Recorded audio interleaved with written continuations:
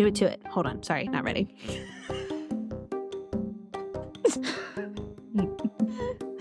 You are listening to A Scary State, and this week we're talking about Virginia. So, Lauren, Yes, Kenzie. let's get scary. So, for those of you listening, I am now 30. Yeah, I was thinking about that today. I was like, by the time they hear this, we'll have had your 30th birthday, but they won't know how it was because we won't have been able to actually have it Right. until this weekend. And then next week is when we'll talk about it. So they'll know 2 weeks from now. Yeah. So I also did a really adult thing. I bought myself a car. what? A new 2024 Bronco Sport. She is a badass bitch. My first new car ever. Yeah. My first car I bought all by myself. It's a different kind of feeling. It is. Yes. It's a sad feeling. Sure. Sure. And every month I'm gonna be in pain. Absolutely. When the money comes out. But it's mine. It's yours and it's truly yours. Like that's what it's mine. Yes. That's like what I love about no the one car. has co-signed on it. Nope. No one else helped me pay for it. Like Yep, it's it is mine. Yours. My car was the exact same way. It's an even better feeling when you pay it off. Yes. Oh yeah, that'll be nice. That'll be Yes. nice. That is an even better one. Yes. So And it has all the things I've never had before. Backup cam. I wanted to see it. Oh yeah, I'll show you. So definitely before I go, I would like to. Oh, absolutely. Like to hop in and Yes. see your new ride. But yeah, it has a backup cam, Oh, look at you. heated seats, Wow. Bluetooth, all things that people have had in their car forever I was like, that I have never had. the only reason I don't have heated seats, but my seats are cloth, Yeah. leather. So And then and a my heated car's black. a heated steering wheel. Oh, that I Mhm. wish I had that because let me tell you what, Mm-hmm. that steering wheel is either hot as hell or fucking freezing. Yes, when it's freezing, you're like driving with your fingertips. Same when it's hot. Yes, yeah. Well, this heated steering wheel won't help when it's hot Right. because it's not a cooling steering wheel. It's just a heated steering wheel. Do your seats have cooling? No. Oh, my dad has that. But see, it's okay though because I get cold really easily, right. so I don't need cooling seats. Well, but in the summer when it's hot, Yeah. Yeah. the cooling seats would be nice. Yeah. And I also have dual AC, so my side of the car can be a different temperature from my passenger. Like mine? Yeah. I didn't have these things, Mackenzie. And my car is 10 years younger than yours. I know. Like, I'm like, these are very basic things. I know. These are just basic things that I've never had. So these are like top luxury How for me. old was the 2014. My Really? Jetta.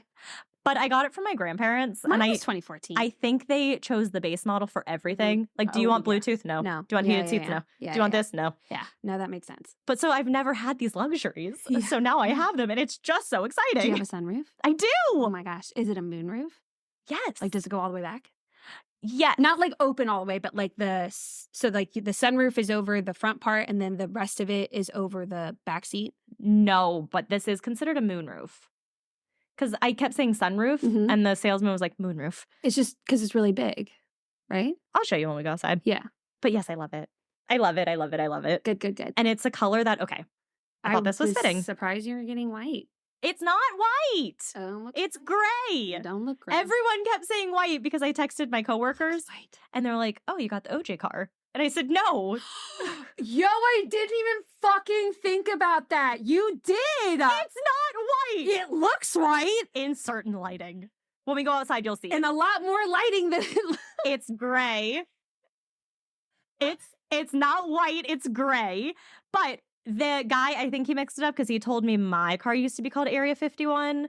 And I was like, how fitting is that? yeah. But I think it was mom's car because I looked it up What online. did she get? The same one, just a darker gray. Yes, you should have gone with a dark gray. No, but I liked this one. This one was more me.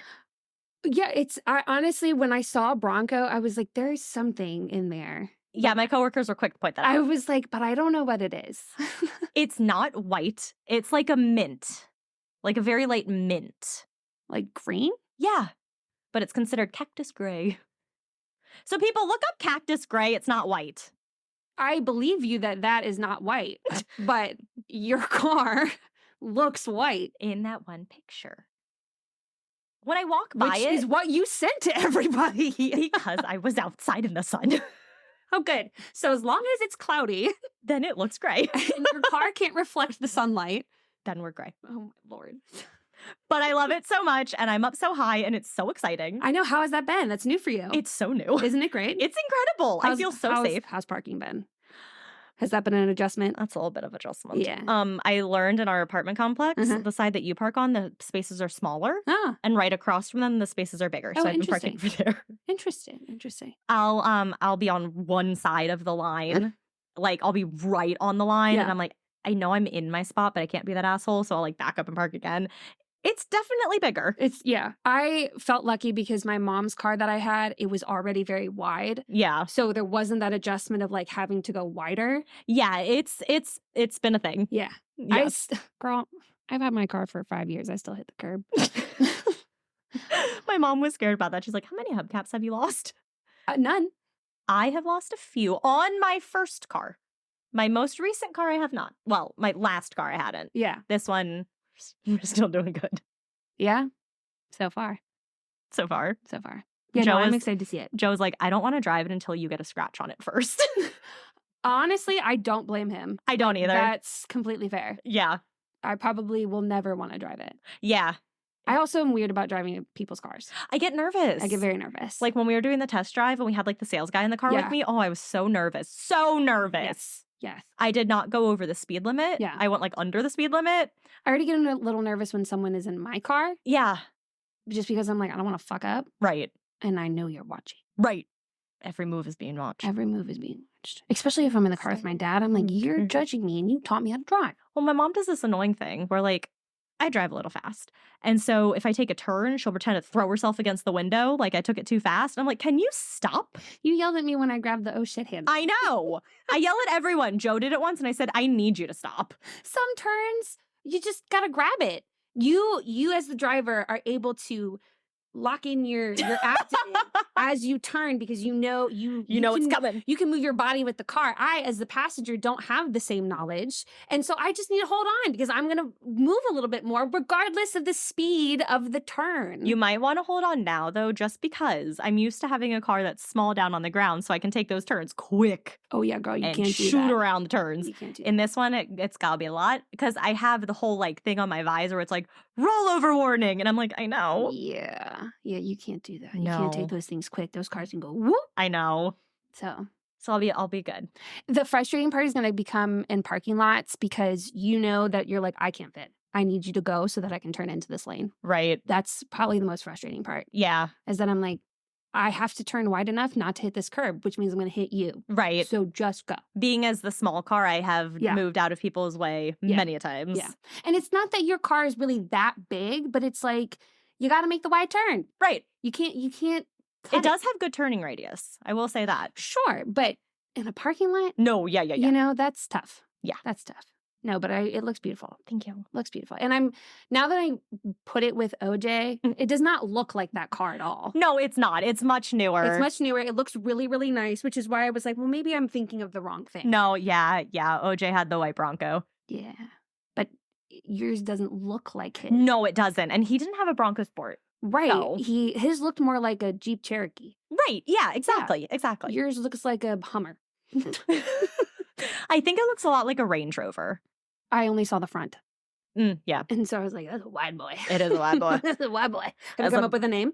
Not yet. Mm. I need it to either start with a B or be something spooky. Boo. Oh. Well, that's cute. Oh, I love that. Boo. Okay. Okay. I think we have the name. Problem solved. Boo the Bronco. Oh. Mine is Chexy. Oh. Cute. I like that. Thank you. Very Yeah. cute. Yeah, Boo. That'd be a cute name. Boo. Oh. Okay. Okay. That's it. That's Cool beans. so freaking cute. All right. Problem solved. Problem Moving on. solved. All right. Let's get into Virginia. Yeah, before Cranky Pants comes home and is all like, are you done? You're not done yet. We started real late. We got to talking and then we look at the time We and we're have like, oh shit. important shit to talk about. And, you know, it's not like this is something new that we do. And so sometimes it's going to be late and we cannot rush perfection. And I don't have to wake up like at 4 a.m. tomorrow. So Should we get out the wine and really just have ourselves a fucking time? let's go see what wine I have. All right, cool. Okay. Okay. Let's have ourselves a day. Let's have this. Well, a night. Okay. We have returned with our wine. Mm-hmm. Happy birthday, my love. Oh, thank you. Oh, it's still so good. It's just so smooth. It's so smooth. Oh. I think it's beginning to... What? You have one sip. Two. Gonna become my new favorite. Oh, okay. All right. Let's start. Okay. All right. The Blue Ridge Mountains aren't quietly gorgeous. They're bustling. Again, who do you think wrote these? I do what you did. I just copy and paste. This one I kept in there purposefully because I'm like, this is going to be funny to hear her say this. It's beautiful. Like, one of the most ecologically diverse places in the world, the mountains along the Blue Ridge Parkway are home to about 100 varieties of trees, 54 mammals, 159 species of birds, and 1,600 plant species. Starting in Virginia, the parkway stretches 469 miles from Shenandoah National Park in Virginia to Great Smoky Mountains National Park in North Carolina. Take the Ridgetop Drive along the parkway from Afton Mountain and Rockfish Gap to the peaks of Otter for magnificent Blue Ridge mountain views. I want to go there. I can't imagine why. The mountains get their colorful moniker from hydrocarbons released by trees, contributing to the area's serene blue haze. I play this thing, like Yahoo has all of these like random games you can play. And one of them is like a jigsaw puzzle. Yeah. And the one for today is an otter. Oh, You should do it. It's so cute. love that. It's so cute. I saw it. I was like, oh, Mackenzie would love this. My friend Grace is traveling and she is somewhere in California. And she sent me videos of sea otters, and one of them had a baby. Oh, was it holding it? It was holding the baby. And one was cleaning its little face. And I watched it a bunch of times, and I cried. And I said, this is the best thing that anyone's ever sent me. I love all otters, don't get me wrong. And river otters are great, but they're not the one that I love. Right. You know? Right. I want the sea teddy bear. Like, which one's the really aggressive one? Well, they're both aggressive in their own way. They're both in their own way. They're predators. That's true. You know, they're meat eaters. That's why on Zootopia they lost their minds a little bit because all the predators were losing their shit. Oh, because of whatever. I haven't seen Zootopia. What? I know. Ever? Mm-mm. Bro. I know. Oh my god. We got to start a list.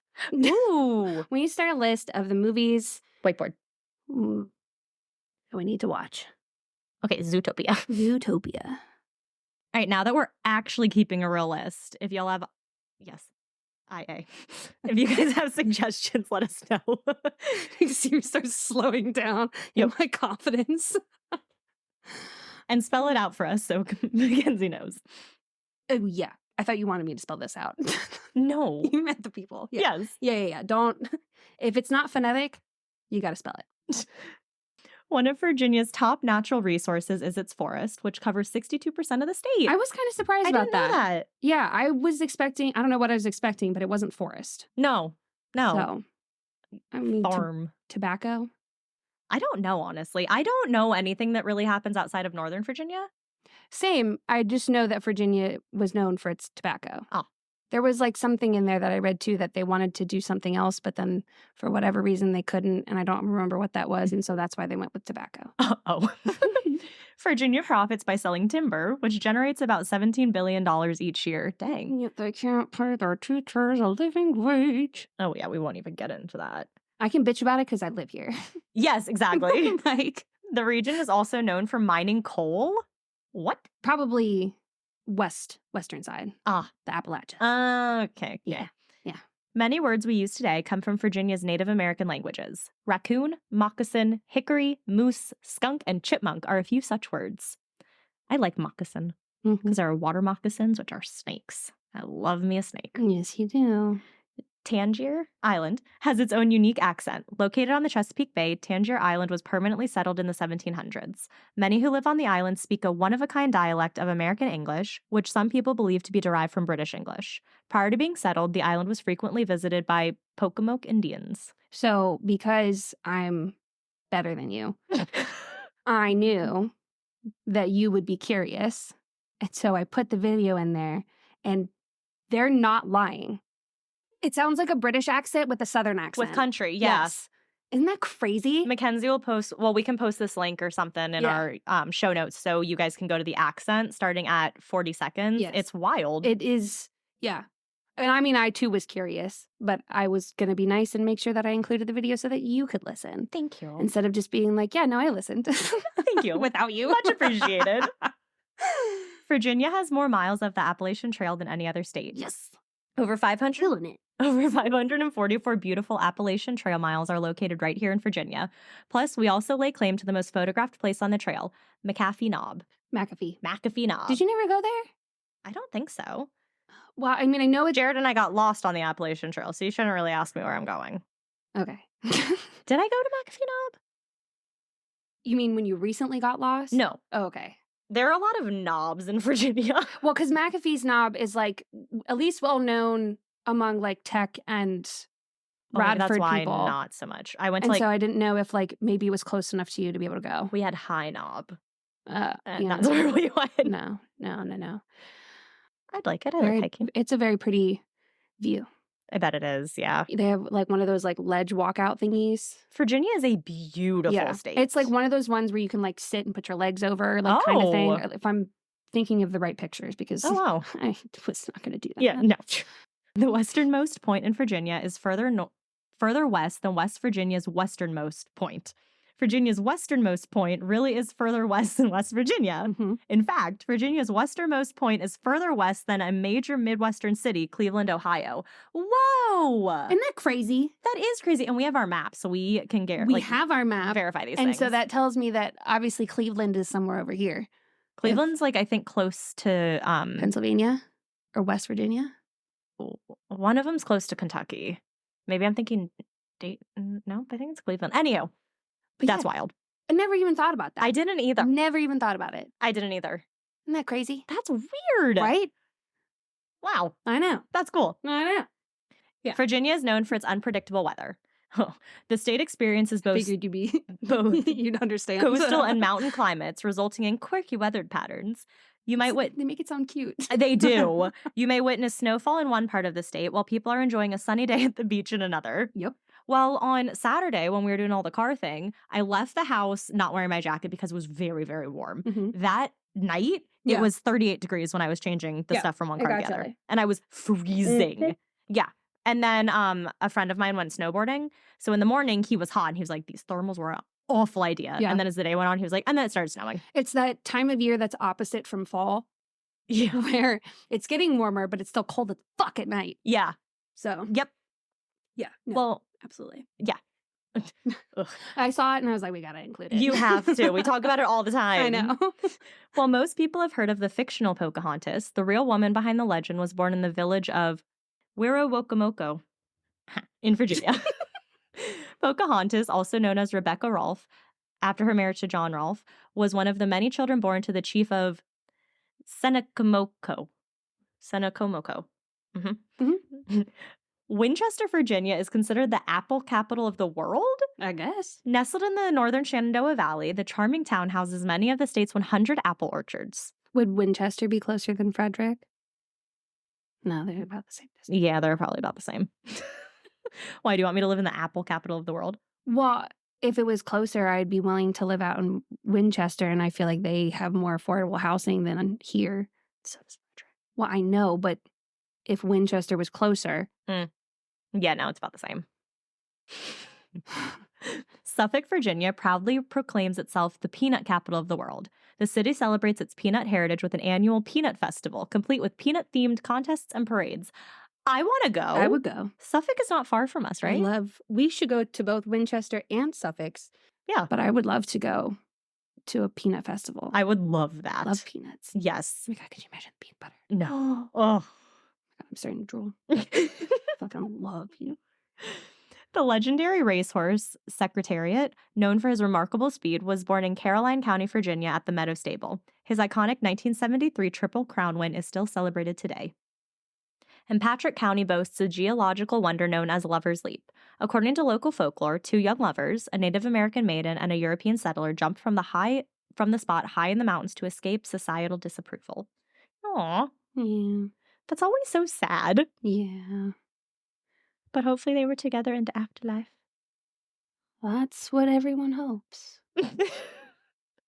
That is what they hope. That is what we want. It's always fun reading facts about your own state. Yeah, I definitely enjoyed it a lot. Or hearing them. Like, when you hear it about other states, it's like, oh, that's really cool. That's really fascinating. But when it's like your state, it's just like that much cooler. Oh, absolutely. I think I also made it shorter too because a lot of it, I was like, well, I know that already. Right. You're like, none of this is new. No, I was like, I got to include. You never need to include something about Jamestown. There was one in there about one of the like fun facts off of National Geographic for kids that I always use them. Yeah. One of the fun facts was about the fact that we have Jamestown and it's, you know, a working colonial city. Yes. And I was thinking about including it and I was like, and if you went to school in Virginia, you had to fucking go. Yeah. Especially in 4th grade. Yeah. 4th grade was the year. And let me tell you, it's still, that is the thing. That's they still do wild. that. Yeah. It's a still, even though they don't have that SOL anymore. Jamestown. They still make them go. That was a fun field trip, though, I will say. I don't remember. My grandpa was our chaperone. Oh my God. Yeah. That would have been amazing. So, of course, I had a great time. I don't remember going, and part of me is like, I'm not sure I did, because I feel like I would remember going 4 hours away. I don't remember anything else other than I know Papa was my chaperone. And that's about all I remember from We went to Jamestown. some like random places around like Ashburn that had old Civil War shit all the time. Did you ever go to Waterford? Oh my God, Did you yes. do that one? Did you do it where you had You an had different identity? roles? Yes. I was Edith Claggett. I don't know why I remember that. I don't forget my girl's name, but I think it started with an E though. I was in 3rd grade. And that is how I learned how to spell Wednesday. We might have had the same card. Oh. Because I feel like mine was like something with an E in maybe 2nd grade or something like Oh that. yeah, I remember she was in 3rd grade. I Yeah. learned how to spell Wednesday because I in real life could never remember how to spell it. And I didn't learn how to spell until a couple years ago. And then yeah, it was like Wednesday. And ever since that, I was like, well, I learned something on this trip. Wow. We played with hoop and stick. My mom came with me on that one. And you had to dress up Yeah. in the old like colonial clothing. She didn't. I can see your mom. We did though. Oh girl, after this, I gotta tell you some tea about people I went to college with. Oh, I love tea. Because it's Type in us. no, it's honestly lukewarm. Like it's bullshit It's just tea. warm, Like I'm lukewarm like, this tea. is not even. There's no like it's so anticlimactic. I'm just like, this is the most lukewarm tea. Tea that's been sitting out on the counter. Like the cup still feels warm, and so you're tricked into thinking that it's still going to be warm, and you take a drink, and you're like, oh, You're really disappointed. this is not warm at all. That's what this is. Well, I can't wait to hear your lukewarm tea. Yeah. It's like your drama adjacent, one step removed. yes, count me in. All right, Mackenzie. I feel so much better. This is the best thing you've ever done for me. What, giving you a plastic bag? Paper bag. A paper bag to fan yourself? That's all I ever need. I'm like, if I just had a fan, I could cool off my face Well, and I'll be fine. We can keep that right there for you. Oh, we are. And that can be This your is forever. my new fan. And I was gonna throw it away yesterday, and then I'm I so glad you didn't. just didn't. I might even like tape some things together so it's not as flappy. Just like really go to town on it. Maybe I'll even fold it like an accordion. There you go. Perfect. Alrighty. So I really enjoy when haunted, creepy places turn out to have a gold mine of sources to look at and they don't all say the same thing. Oh, you know we love it. Beautiful. And it doesn't happen often. No, it does So not. this is really great. Like that one time I thought I found something about like Devil's Canyon and it was one sentence on 15 different websites. Yep. This, I was like, I found stuff on this website and they were mostly different. Like most of the ones I went to, I was like, ooh, I haven't heard that one before. Oh, that's exciting. It was so exciting. So, okay. This place is as creepy as it sounds. Okay. At least I say so. So the Great Dismal Swamp is a very large swamp. Fittingly named. It's a large swampy wetland ecosystem in the coastal plain region of southeastern Virginia and northeastern North Carolina. So Okay. right here. Okay. It's like it's literally between like Virginia Beach and Elizabeth City, Oh. which is soon after I think you hit it before you get to the Outer Banks Okay. or something like that. Or maybe, I know there's a sign for it anyway. Like what my car is in Outer Banks. Huh? My car, it's a Bronco Sport Outer Banks. Oh, Yeah. I didn't know that. Yeah. Oh, that's fun. Yeah, isn't I it? like that. It's so cute. So that means that you can go to the Outer Banks and drive on it? There's a sand mode. Mm-hmm. It's called the goat mode. Goes on all terrain. I love that. So there's normal, eco, sport, slippery, and sand. Nice. Yeah. Nice. Well, that means we're going to have to go on a trip. Obviously. In my Bronco. And you're sounds like you're driving places now. I'm a Bronco girl. Because now I can say, well, I'm pretty sure your car's bigger than mine, so we gotta take yours. It is big. Oh, this is great. Trust me, I'll happily load it This in. really is working out for the both of us. So some estimates put the original swamp at over 1 million acres.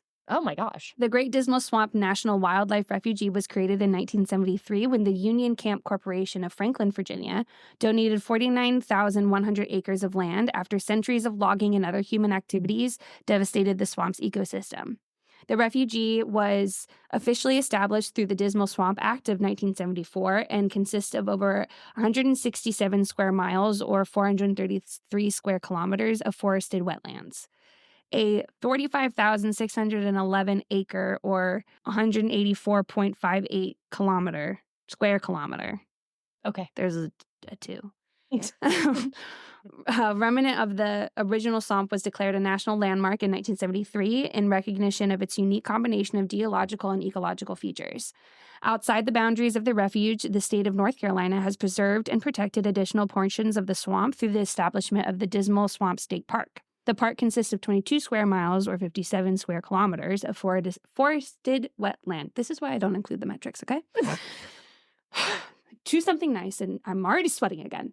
I've heard about the Great Dismal Swamp, but I know nothing about it. Same. I was like, this sounds familiar. Yeah. But So as of 2022, the size of the Great Dismal Swamp is around 750 square miles or 480,000 acres or 1,900 kilometers squared. Lake Drummond is a 3,100 acre or 13. That's such a different number.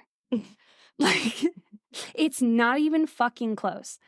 Or 13 kilometer square mile. No, I didn't say that right. I don't care.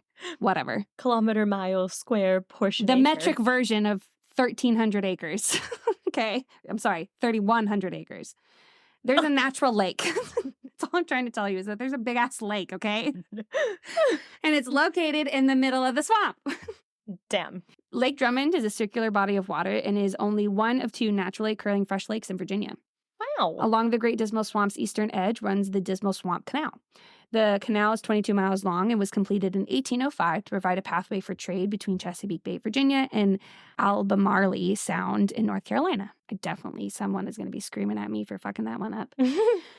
So lucky for you guys, I do have some self-control, and I summarized most of the history of this place in a timeline. I thought you'd appreciate that. I love the history too. Well, right. I'm like, I have some history quiz questions in my story for you. oh, yes, I know you'll love them. What I did, though, is that I stretched out the part that's worth hearing. Okay. It's worth hearing a little bit more about because it's cool. Because the other shit, I'm just like, it's just white people doing white people shit. So, I'm like, that's not interesting to anybody. The things you learn about in school that you don't need to learn again. Right.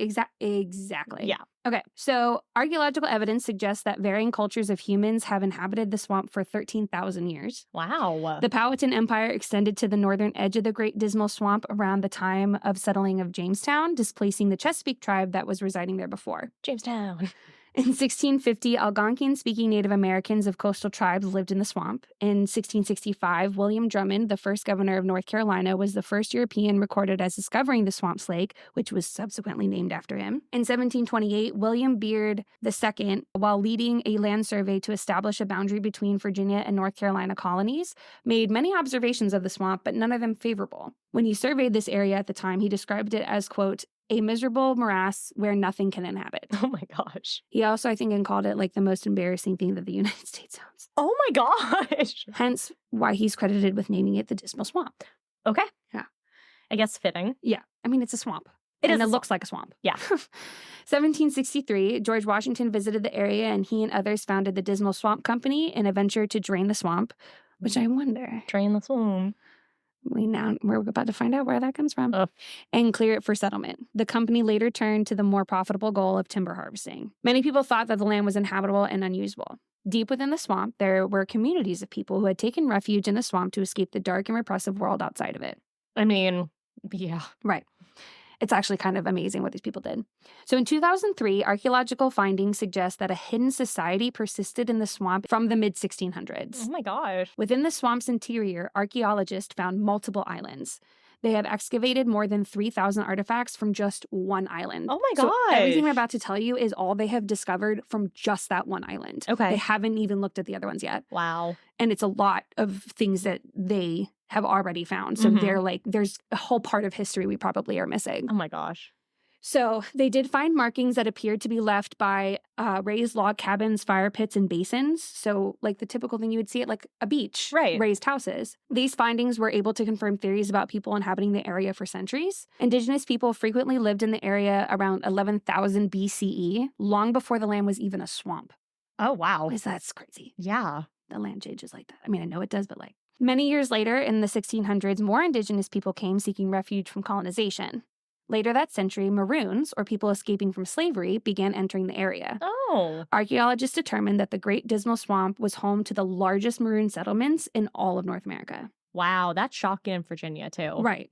Well, but I mean, the white people were like, I ain't going in there. Right. Because, Yeah. I mean, it's a creepy place. The fact that they were able to venture in as far as they did, like even when the video I watched was talking about the archaeologists going in there, knowing that they wanted to find this stuff, they were like, the amount of things they had to get through to get there Oh my God. was treacherous. Yeah. And so the fact that these people not only just persevered that far in, but then built a whole community Right. is amazing. Because their main goal was to stay hidden, these communities were largely self-sufficient. Based on primary sources, it was believed that people grew grain, built houses, built musical instruments, and utilized pretty much any other resources that they could find in the swamp. While many of the materials would have decomposed by now, archaeologists were able to find some that were a little bit more durable, like pottery. They believed that some of the tools that had been left behind by the indigenous people were then reused and modified later on. So I'm like, Oh, that's cool. so humanity does know how to look at what someone has left for us in the past and appreciate it and try to utilize And it just- for our future. Right. Instead of trying to erase it from history. Build onto it. Wow, Right. weird. How much it could help us. Researchers believe that these communities did disperse during or after the Civil War. Now, the video was like, slavery had ended. It's like, well, maybe officially, but Officially, it had ended. right. But archaeologists do believe that there could be more to this swamp than what they have found, since it all just has come from a singular island. They think that there could be many others around the interior of the swamp that could have been inhabited at the time. Oh, absolutely. Because many different people lived in the swamp between 1600 and 1850, it's possible that some people grew up in the area and never saw a white person or experienced racial persecution. Oh. And that's kind of what I said. I was like, I mean, good for them, But like, how sad. but also how sad. Jeez. Like, can you imagine thinking that the swamp is literally your entire world? But like, just also like, even having to say like, oh, they never ventured out, so they never had to deal with race. Right. And I wonder too, like, what they were told. Like, did they just are like, oh, this is the world, this is my home, I'm going to stay here? Or were they told by the past generations who did use it as an escape, you can't go out there because? Like, did Yeah. they know about it? I hope they didn't know about it. Yeah. I hope they didn't have that. Like, yeah. like I know the knowledge is good to have. Yeah. But the reasoning behind it, I don't want them to know that there's like all that hate. Right. You know what I mean? Exactly. Especially like kids and stuff. It's hard to say as like a white person. You know what I mean? Like I hate speaking on these topics as a white person. Absolutely. Because in our minds at this day and age, we're like, why the fuck did you do this? Right. And unfortunately, we can't go back and change the past. And But we I- also can't put ourselves in that position, No. you know, which makes it hard. Absolutely. But I think, us talking about it and acknowledging like this has been a problem Mm-hmm. is what makes it kind of balance out. I hope so. I hope so too. I hope I'm not, speaking for people, but Right. I hope we're not speaking for people, and I hope we're not sounding like ignorant Right. when we're saying things. I definitely tried, tried. like, I made sure, like, I didn't take this from Wikipedia because I was like, not that I think that it's wrong, but I want to make sure that I get this history right. No, absolutely. And so, like, I got it from TED Talk. Oh, Like, I got it from a TED Talk. Like, that's how official, like, I wanted to make sure that this stuff was and to be able to find it. And also because I think this history is so interesting because it's not history we've learned. No. Why would we ever learn something like this? History is so whitewashed. Oh my God. And not even just that, but I'm like, when I think about the things that I truly remember from history, it's always the stuff around wars. Yeah. It's not as much as the in-between stuff. No, absolutely It's not. always the stuff leading up to the war, maybe some few things after. But I'm Right. like, why did we focus on all these wars? Which makes sense given our country and our mentality. Yeah. But I'm like, holy crap, like that's really... There's so much other stuff we should be learning. And it's crazy because I'm like, they really made America like look like the victim and look like the hero. Yeah. You know? And it was... Oh no, we had a war. Yeah. The only time I'm ready to jump on the bandwagon of America being great is when it comes to the British. Yeah. If they're talking shit and someone talks shit back, then I'm like, yeah, America. America. I mean, I get why we suck, but fuck you, you're not that much better. Right. Like, you have your problems too. We do have our pride in America, Absolutely. but we know where we lack. It's like one of those things, I can make fun of us, you can't. Right. Yes, absolutely. Back-to-back world champs. Stop. I was going to say that. We won, bitches. Oh my God, Mackenzie, this is bringing out our Virginia redneck. We can only suppress so much. Sometimes we just have to be our true selves.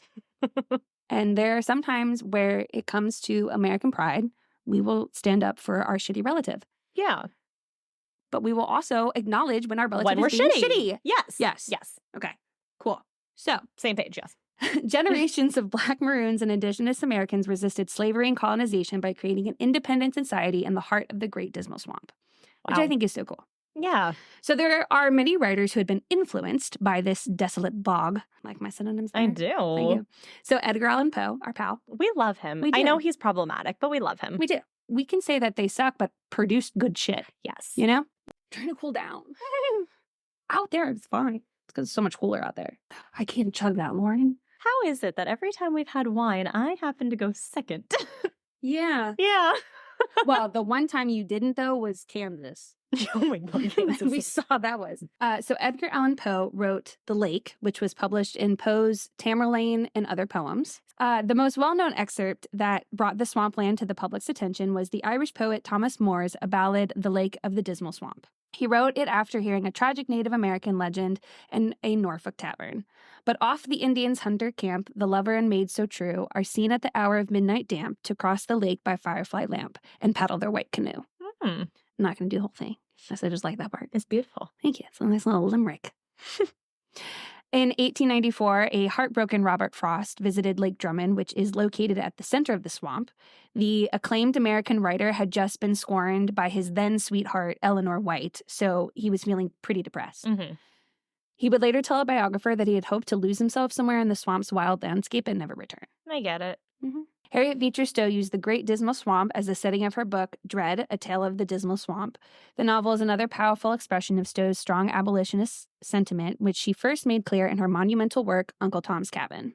Joe and I went to this place in West Virginia. It was Abolitionist Ale Works or something. And him and I were like, are we supposed to be okay with like the word abolitionist? Yes. And we looked it up and we were like, oh, yes, we can be okay with this. It's funny because that's how I feel when people say suffrage movement. Right. And I'm like, why we're suffering? Such a bad name to something that like we need. Well, and that's also how I feel about consequences, because everyone associates consequences with being bad, but consequences are anything. Yeah. It's the result of a situation. Anything. Yeah. Anyway.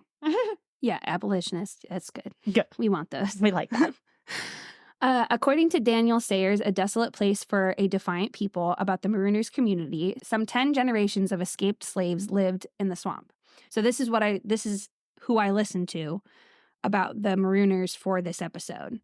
And I loved it because the quote at the beginning of the video says, even those large venomous snakes were less dreadful to my imagination than white men. Oh my God. And it's from Harriet Jacobs, who wrote Incidents in the Life of a Slave Girl. Wow. Yeah. So I was like, that's a powerful way to start that. Yeah. I mean, it goes perfectly with the story. No, absolutely. So I just thought it was fun that, like, I saw his name in one article and then I realized he made like on the TED Talk thing, it says educator, Daniel Slayer. Yeah. So in 1842, Henry Wadsworth Longfellow wrote a poem that imagines what life was like to be one of these poor marooners. His powerful words capture the hardships of living in the tangled, boggy wetland, quote, where hardly a human foot could pass or a human heart would dare. His The Slave in the Dismal Swamp is said to have inspired the New York artist David Edward Cronin to paint Fugitive Slaves in the Dismal Swamp, Virginia. The painting shows a group of fugitive slaves looking very sad and desperate. Oh my God. Which for things like that, I'm like, there is that part of it. Mm-hmm. But when you hear about this civilization part, there's clearly a more positive outlook too, because these people persevered through something that was so difficult. Yeah. And created this civilization that we really don't know a lot about. No. So yes, let's acknowledge the tragedy and the hardship, but let's also remember what successes they had. Yeah. You know? So like you can remember the bad, but celebrate the good. Right. Exactly. And it's like not, you know, to not always put those communities in this sad, tragic tale. Mm-hmm. You know, like, yes, let's acknowledge our wrongdoings, but let's celebrate the things that were great for them. So, right. Now on to the spooky stuff. The bread and butter. Yes, exactly. Now that we've gotten a good chunk of history in there. Most of the history, you didn't need to know to understand any of these, but I thought it was really cool. No, yes. So I included it anyway. But if you skipped it, that's okay. And if you didn't realize that you could have until now, that's okay too. That's okay too. So Chris Lowy, one of the managers of the swamp, told WTKR in Hampton Roads, quote, "It was a forbidden place where you just didn't go because you might not come out. Oh. The Great Dismal Swamp has a very intriguing and what I would call a tremendous history. Phantom Lovers of the Dismal Swamp, a Virginia ghost story retold by S.E. Schlauser. This version of the Lady of the Lake is what Thomas More wrote about. Mm-hmm. So this is like that Native American legend, and there's been a few different kind of retellings of it, but it's all essentially, you know, the same. So I'm going to read you the story. It's not as spooky as a story, but you know, still. We like the folklore. We like the tales. Exactly. Yeah. So it starts off, he couldn't believe it when she fell ill just a few short weeks before their marriage. His betrothed was beautiful, strong, and healthy, but she just faded away before his eyes. He held her in his arms as she gasped out her last breath and was inconsolable long after her body lay buried beside the Dismal Swamp. Day after day, night after night, he grieved for his lost love. He scorned food and sleep, depriving himself until his mind gave way under the strain, and he became obsessed with the idea that his beloved was still alive somewhere out there, just out of reach. Oh. Her family had sent her away into the swamp, he reasoned, and she was waiting for him to come and rescue her. I will find her, he told his worried family, passionate in his conviction. I will find her and hide her away from death, so that he will never find her when he comes. In vain, his family tried to convince him that his beloved lay dead beside the swamp. He would listen to none of their pleas, breaking away from them violently and plunging into the swamp. He wandered for days, living on roots and berries and sleeping at night among the dank marshland. One evening at dusk, he stumbled upon Drummond's Pond, which was a 5-mile expanse of water in the middle of the Dismal Swamp. So a lake, not a pond. Upon the surface of the water, he saw a soft blinking of firefly dancing hither and thither across the black surface. "It's her!" he exclaimed. "I see her light!" He rushed over, frantically constructing a raft of cypress branches so that he could reach his love before she disappeared. Lashing the branches together with vines, he leapt on top and floated out to join the girl he had lost. As he drew nearer to the center of the pond, a wind sprang up and the raft was tossed and tumbled in the sudden waves it caused. With a cry of alarm, he fell off the raft and sank down into the murky waters and was drowned. Oh. If you visit Drummond's Pond Lake, after the light fades and the fireflies come out, you may sometimes see the phantoms of the man and his love reunited at last. Oh. Side by side, they float across the pond on a raft made by cypress branches, carrying a firefly lantern to light their way. At least they reunited. I know, isn't that sweet? Yes. I'm happy that it's not one of the things where they're constantly looking for each other forever. Okay, so this next one is Kenzie. It's just a different variation of it. I liked hers better. That's why I just said it first. Okay, that's one we're going to believe then. Exactly. This one, it's essentially the same. Legend says that as a maiden and her family prepared for an elaborate wedding, the groom had gone into the swamp that day to hunt for deer for the wedding feast. Worrying that he had not returned, the maiden slipped into the bog to find him. Then they were both reported lost. Some believe that they decided to make the swamp their home, so we can go with that one. Okay. Today, early in the morning, anglers have reported seeing the ghost of a beautiful girl in a wedding gown who appears in the misty dawn on the south side of Lake Drummond. She walks on a log about 20 feet in the water, baits her hook, and casts her line. Oh, in a wedding dress. Yeah, and then apparently if you try to get closer, there's no log and there's no lady. Shocking. Right, exactly. So that's so interesting that she'd be in her wedding dress, but she's fishing. Yeah, I didn't understand that last part of the. I'm like, is she getting food? Right. Like, is in her wedding dress? Right. Is like that the wedding dress? Or is this like a euphemism for something?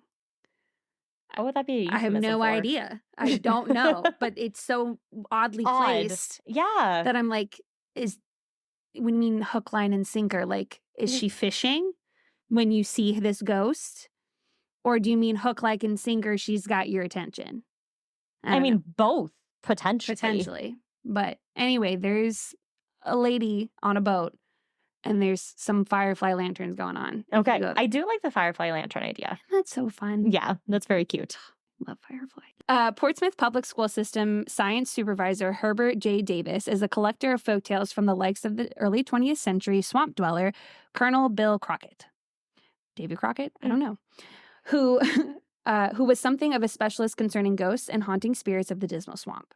Davis preserved these wild tales in his History of the Dismal Swamp. One of Captain Crockett's all-time favorites, according to Davis, was the tale of the frustrated witch. Oh. Supposedly, Davis took this story down word for word. Supposedly. You know how stories go. Yes. Once upon a time, there was a beguiling and wrinkled old witch whose delight it was to bedevil the hounds and hunters who came to the Dismal Swamp. When the hunt would begin, she would turn herself into a fleet-footed deer and lead the dogs on a merry chase through the morass and jungle until they died of exhaustion. Oh my gosh. One day, a wise old hunter took along an Indian guide who was said to have been possessed by the devil, which is such a random fact. When the witch appeared, she immediately turned herself into a doe and began the chase. However, the guide skillfully maneuvered the chase so that the course led straight to Lake Drummond. When the doe reached the water's edge, the hounds were too quick for her. She could be caught by the dogs or turn herself into a stump. So she turned herself into a stump. The Indian guide called upon the devil for help. Satan gave him a mysterious powder, which I'd be wondering what the Indian actually called on, because I doubt it was Satan. Right. Satan's a very Christian thing. Well, I mean, I'm pretty sure a white guy wrote this, so. Yeah, there you go. The concoction had been made from the dried liver of bear, dried toads, and ground up rattlesnake rattles. The guide poured some of the powder on the ground at the base of the stump. Suddenly, a bluish-white flame curled up around the stump. The roar of thunder resounded throughout the swamp, and lightning streaked across the sky.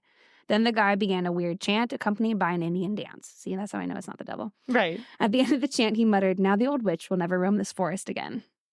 Sure enough, his prediction came true. Today, near the east shore of the lake, there stands a witch-like stump, which I don't know what that means, but apparently there's a witch-like stump. So she's not able to turn back from the stump? Correct. So she's a tree forever. Which, when you think about it from, like, the Indians' perspective, I'm like, yeah, he's saving them from a witch. Mm-hmm. But then it, like, kind of puts some weird thing on it when they say he's possessed by the devil. Like, it almost makes it like he's doing a bad thing. Right. I'm like, no, he's protecting your asses from clearly a witch. Right. Who's not nice. Unless she was a nice witch and she just got a bad reputation. No. Oh. Because she would run wild until the dogs were so exhausted that they died. Right. We don't like her. Right, no.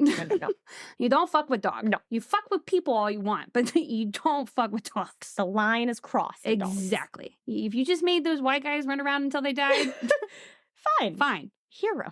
The dogs went too far, lady. You deserve to be a stump. Beside the numerous tales of ghost lights and shadowy apparitions, there have also been reports of a large, hairy, bipedal beast of some sort lurking in the swamp, which has been described as a sort of wolf man. Mm-hmm.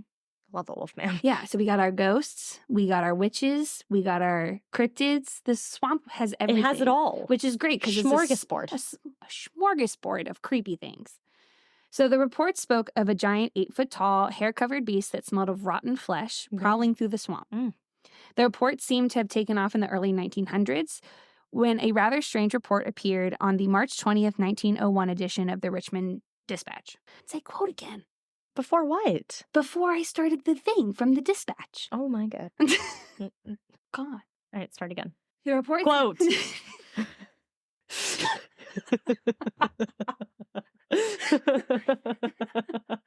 Not quite. Wait. Hold on. Okay. The report seems to have taken off in the early 1900s when a rather strange report appeared in the March 20th, 1901 edition of the Richmond Dispatch. Quote! The strange dismal swamp monster, which one day this week killed 7 of Ed Smith's dogs. Why the dogs? I don't know. Ate 2 of them and later attacked Mr. Smith himself, has been seen again. Oh my God. Mr. Smith lives about 12 miles from Suffolk. Last night, L. Frank Ames, a merchant who lives near Bennett's Creek, saw the same thing and suffered from its ravages. Oh. Hearing a strange noise, Mr. Ames went out with a pistol, which when I hear that, I think of Cinderella's story with Austin Ames. Oh. He first thought that it was a strange dog. When he learned that it was a much-sought monster, Mr. Ames shot several times, but without effect. The thing growled savagely. Oh. Being sent after it, 6 dogs refused to have conflict and fled in terror. Smart. Yeah. They're like, fuck that. Yeah. You're on your own. Well, we don't need that. Right. They could not be induced to make an attack, which, why would they? What good has happened for them so far? Right. The unknown animal escaped without being harmed. Afterward, it appeared at the home of Henry Jordan and sat defiantly on a covered well. The description is like the one furnished by Mr. Smith, a large, gaunt form, long yellow hair, and vicious eyes. Although some say it's yellow eyes. I've never heard yet, whatever. Yeah, The creature was spotted all over the area after this. It was often described as having distinct canine features and was apparently notorious for killing dogs and livestock, often leaving them in a mangled, savage state. There were apparently hunters who would go out and try to kill the beast, and apparently they might have been successful on like one occasion, Mm-hmm. but, thinking that, well, maybe there's more than one of these. Right. Because even after that one was gone. There were more. Right. Right. The creature, or something like it, has been sighted in the area sporadically right up to modern times, often with the detail that it stands on its hind legs and has a face like a man, but with a canine snout, which has led to the speculation that the Dismal Swamp monster could actually be a werewolf. Oh. Other ideas is, it's getting harder and harder to read this. The wine's kicking in. Sorry, future me. Other ideas are that this could be something like swamp-dwelling Bigfoot, some sort of out-of-place wolf, a bear, or even a type of cryptid known as Dogman. Yes, I talked about Dogman. I know. So, Maryland? there's also one in Kentucky. Kentucky? Both places that touch us. Exactly. So one of them. So he could have traveled. Maybe he came to hang. Check out the scenery. Whatever. It's hard to say as the reports are few and far between and most likely known from a handful of old newspapers. Another report from the Great Dismal Swamp about the Wolfman is from an 8-year-old boy who reported rolling over in bed one night and looked out his window and only came face to face with the monster, which is why you have blinds and put that shit down. Yes, never look out your window at night. No, it's almost as bad as looking into a mirror when it's dark. Right. You can't stare in the mirror. Like, if I go to the bathroom in the middle of the night, we have a nightlight in our... I make no eye contact with myself. We have a nightlight in the bathroom because, like, just so I can see what going to the bathroom and don't have to turn the light on. Uh-huh. And, yeah, I will look down, wash my hands real quick, and walk out. I will not look up into that mirror. I will act like that they are like someone I am trying to avoid in public, and if I don't make eye contact, they can't see me. I will not look. Absolutely not. Because there will be a monster there. Obviously. It's almost as bad as, like, the moment I close my door, I try not to leave again. Yes, because then there's someone waiting outside for you. There's going to be someone waiting outside, and I always pull that shit real slowly. And I'm like, what is this going to do? There's actually somebody there. And there's never anyone there so far. One day. No, don't even say it. I did that thing again when I forgot to lock my door. I truly don't understand. I didn't either, because I obviously didn't realize I did it. I, like, truly don't get it. I looked at my phone to switch the AC around, and it said, door unlocked. And I said, whoops. I'll just lock that right now. I swear I'm really good at it. It's just the couple of times I've mentioned it, it's when you are also mentioning the fact that you are freaking out that someone's in the apartment. That I have checked the door 5 times. Exactly. Yeah. The creature, he claimed, had to be standing on its hind legs to be looking into the window. It had a human-like face, except for the nose, which had the snout of like a dog. The beast stared at him with yellow eyes. See? Yellow. Mm-hmm. Yeah. The boy shot out of bed and spent the rest of the night sleeping with his mother. Oh. Which, me too. Yup. 100%. So, it's perhaps creepiest at night, a time when it'd be easy to get lost. Today, the swamp closes before nightfall. Oh. Our friend Louie says it's pitch black dark. Scary dark. An English writer once described the swamp as, quote, a place in which the imagination plays tricks on the victim. Over the years, several people got lost and were never heard from again. One such story is that actually of our pal, William Drummond. He was a colonial-era leader, and he went hunting in the swamp with a few others, and he was the only one to make it out. Oh, no. He escaped after days of wandering alone, but over the years, many others didn't. So he went in with a group of a bunch of people. Mm-hmm. He was the only one to come out. I couldn't find anything else on that. Because it also makes you think it's a little suspicious. That's exactly why I wanted more info. Right. And at least Wikipedia acknowledged it. But that was it. Yeah. I'm like, we need to talk about this a little more. Right. Like, are we going to be going into a little true crime here? Right. Like, at least tell me what he said was his explanation as to why no one fucking came back. Right. Like, in Harry Potter. I do know Harry Potter, yes. Right. Whichever number is with the Tri-Wizard tournament. 4th. Goblet of Fire. When he comes out of the maze, he doesn't have, he just has the dead body. And, everyone, of course, is like, oh, my God, yeah, you made it out. And then they're like, oh, fuck, something happened. Yeah. That's what I'm imagining. He comes out by himself, disheveled, and everyone's like, oh, my God, something happened. What? Right. At the very least, tell me what he said. He's back. You're right.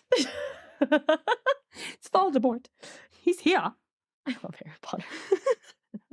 So Ranker.com reported several other legends that surround the swamp. Love Ranker. According to them, there is a graveyard in the swamp. Oh. But this graveyard only appears to those who have lost their way. Oh. If you go and look for it, you will not be able to find it. Oh, that's kind of creepy. Like, you've lost your way, here's a graveyard. It can only be discovered by those not explicitly searching for it. Some say that it's kind spirits who are trying to warn the lost who have strayed from their path. Right. If you keep straying, this is where you're going to end up. Right. And I imagined it as like in graveyards, there's usually a path of some kind. And so maybe it helps. Oh, them. like leading you on the path. Yeah. Okay. Or maybe it's a warning that if you don't get your shit together, this is where you're going to be. One of the two are both easily plausible. Yes. So another legend is that the swamp is so haunted that even the animals are spooky. Oh. Despite all the creepy stories that surround this place, people like to take their chances and go hunting. There are some stories that say even the most successful hunters would go home empty-handed. They would say that after a bear or a deer was shot, the hunters couldn't find any hint of the animal, not even blood. Oh. Wounded and deceased animals were said to vanish without a trace. Dot, dot, dot. Eerie lights in the middle of the night are not uncommon to have been attributed with the ghosts, pirates, madmen, or flying saucers. Naturally. What supposedly causes this is not ghosts, but it's foxfire, which is a luminescence given off by the decaying of wood or by certain fungi. Oh my gosh, I covered that in Kentucky. The Hopkinsville or whatever alien things. Yeah. Which makes more sense in a swamp than it does in a town. Yeah, no, absolutely. It could also be burning methane escaping from decomposing vegetation, which again, swamp. Or smoldering peat. Not a clue what that is and didn't think to look it up until just now. It's a thing. I've heard of it. I can't tell you what it is, but I've heard of it. I would hope it's a thing. All I'm thinking is like of a guy named Pete who's like smoldering. It's just smoldering. So I tried to look for current stories, like did anyone go out and venture? And there is one guy. Okay. It was painfully lame. Oh, it was painfully lame. It's from like 15 years ago. He's like talking about his little temperature reader and he's like, okay, baseline is 63. I'm like, you're standing in one fucking place. And then as he's walking, he's like 62.4, 61.4, 60.4. Like, and I'm like, that's not a big variation in temperature. No. You wouldn't even be able to tell physically the difference between 60 and 63. Right. And if you're only looking at one spot, like, right. Yeah, no. And I'm like, you're surrounded by these trees and he has this little beepy thing. So he is adamant that based on the things that he said in the video that meant that there was some spiritual thing there. And I call horseshit. And I'm skeptical of these things. While I believe in ghosts, I'm like, no fucking way did they show you. Right. And he's like, I don't know why they chose us. I'm like, because you're all up in their business. Yeah, they want you to leave. Right. If they were even there. Yeah. Like, it was so lame that's the only part I'm going to tell you because it's not even worth like going into and trying to make it worthwhile. So you don't have to be captured by a ghost to disappear in the Great Dismal Swamp. It's a treacherous place even for those survivalists who know what they're doing. Snakes, bears, and other wild animals call the swamp their home. Even the water itself is lethal, as parts of the swamp are much deeper than they seem. Oh. It's possible to get stuck in a boggy mire and find yourself unable to crawl out of the water. Many people have drowned or lost their way over the years, adding fuel to the fire that the swamp is haunted. That is the Great Dismal Swamp. I don't know why I didn't know that was in Virginia. Same. I feel like I've heard of it before. I've absolutely heard of it before. But I think I must have thought it was a fictional place. Yeah, or something. Yeah. Because it's definitely a thing I knew. But yeah, I think maybe the same as you, where it was like a fictional thing. Exactly. But yeah, I want to drive by it. So I actually did look at a video of it during the daytime, and it is very pretty.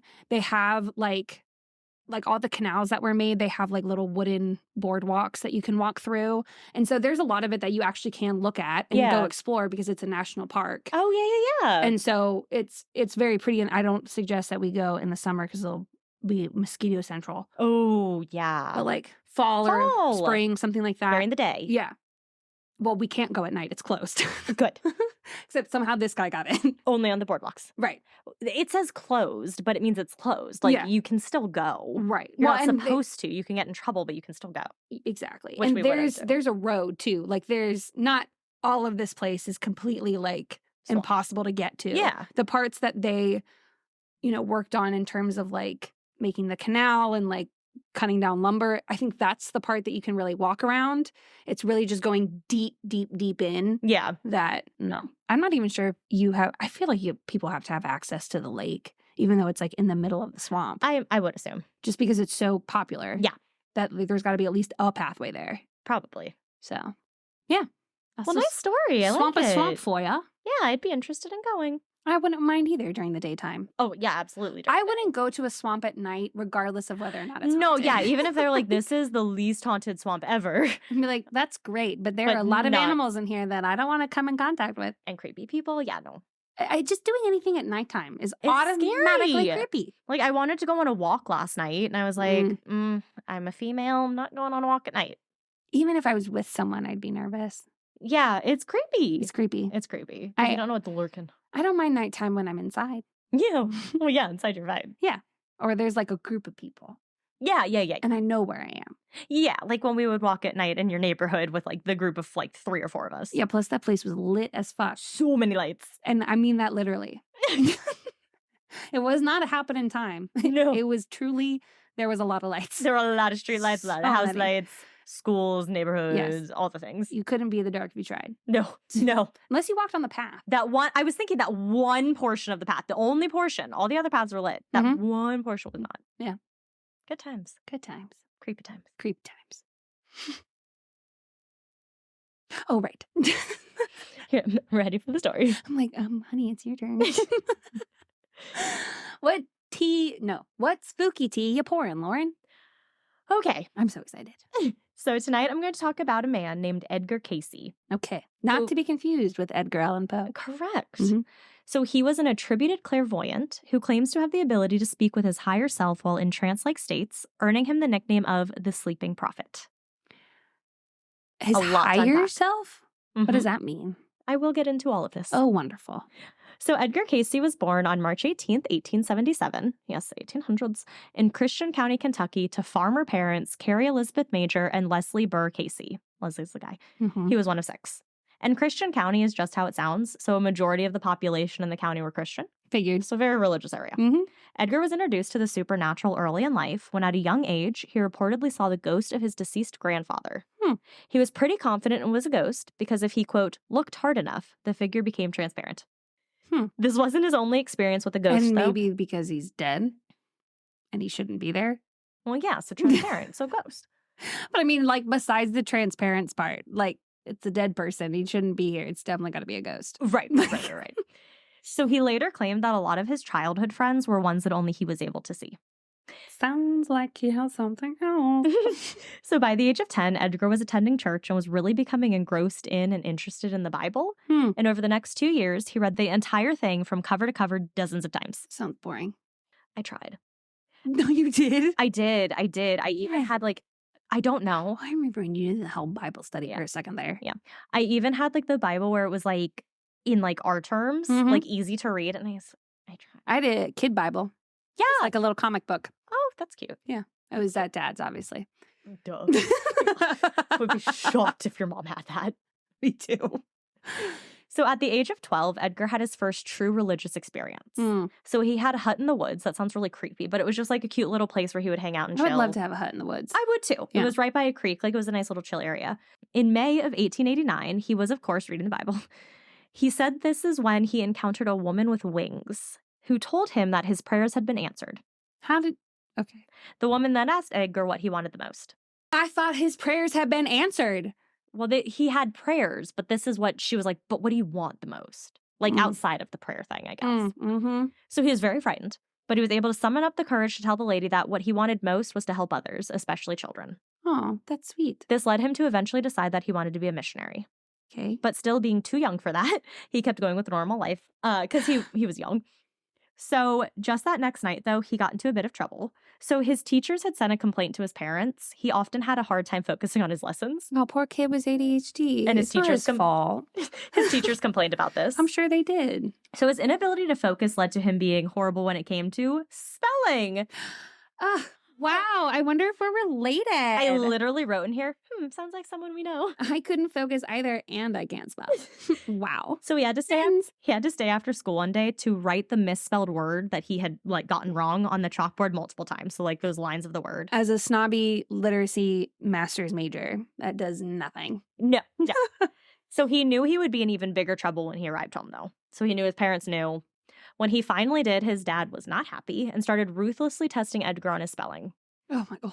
Edgar, not having been able to focus in school, did not do well on this pop quiz. I used to make my parents spell the words first because I was avoiding having to be quizzed even by my own parents because it stressed me out. So I'm like, you guys go first. Make sure you know how to spell it. Right. And then I'll go.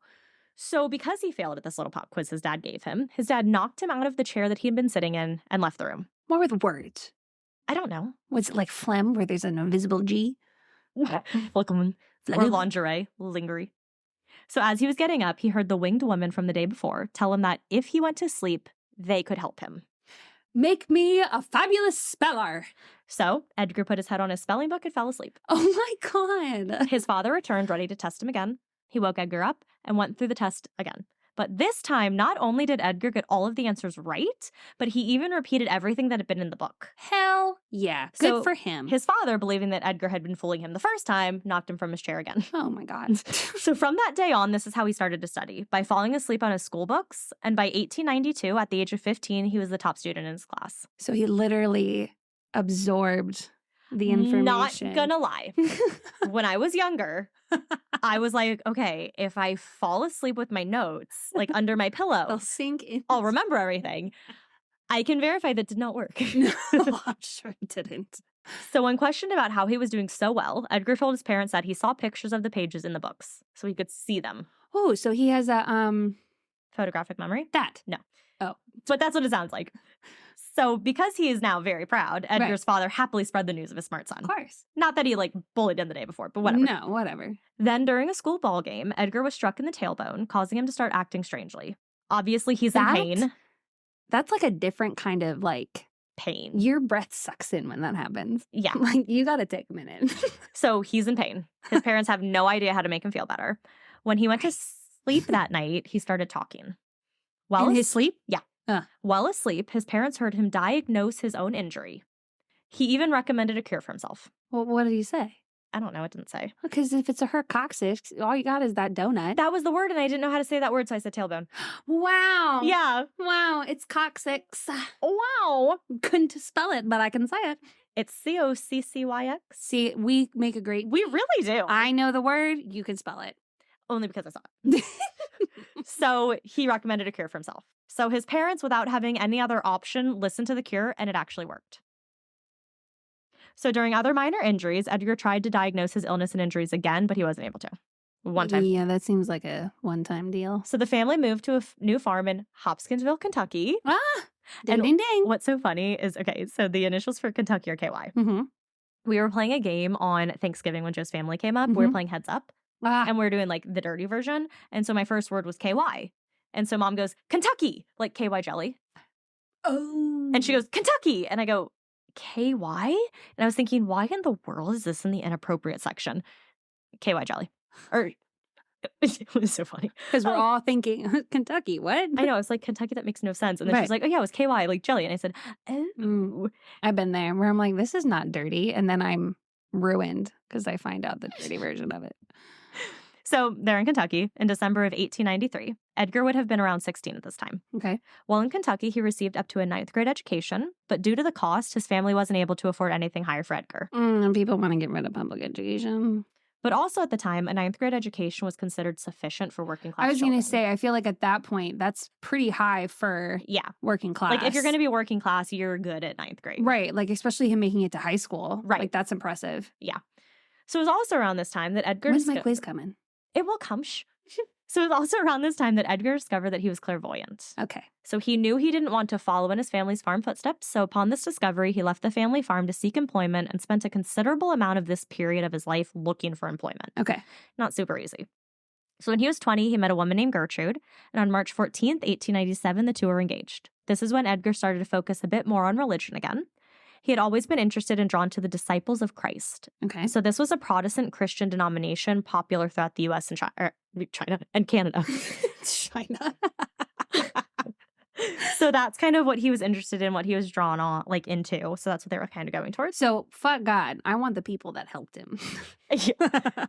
So he continued reading the Bible about once a year at this point. He attended church, taught Sunday school, and even recruited missionaries for different missions. So his thing was that he liked to read the Bible as many times as how old he was. So, like, if he's 30, he wants to read it 30 times.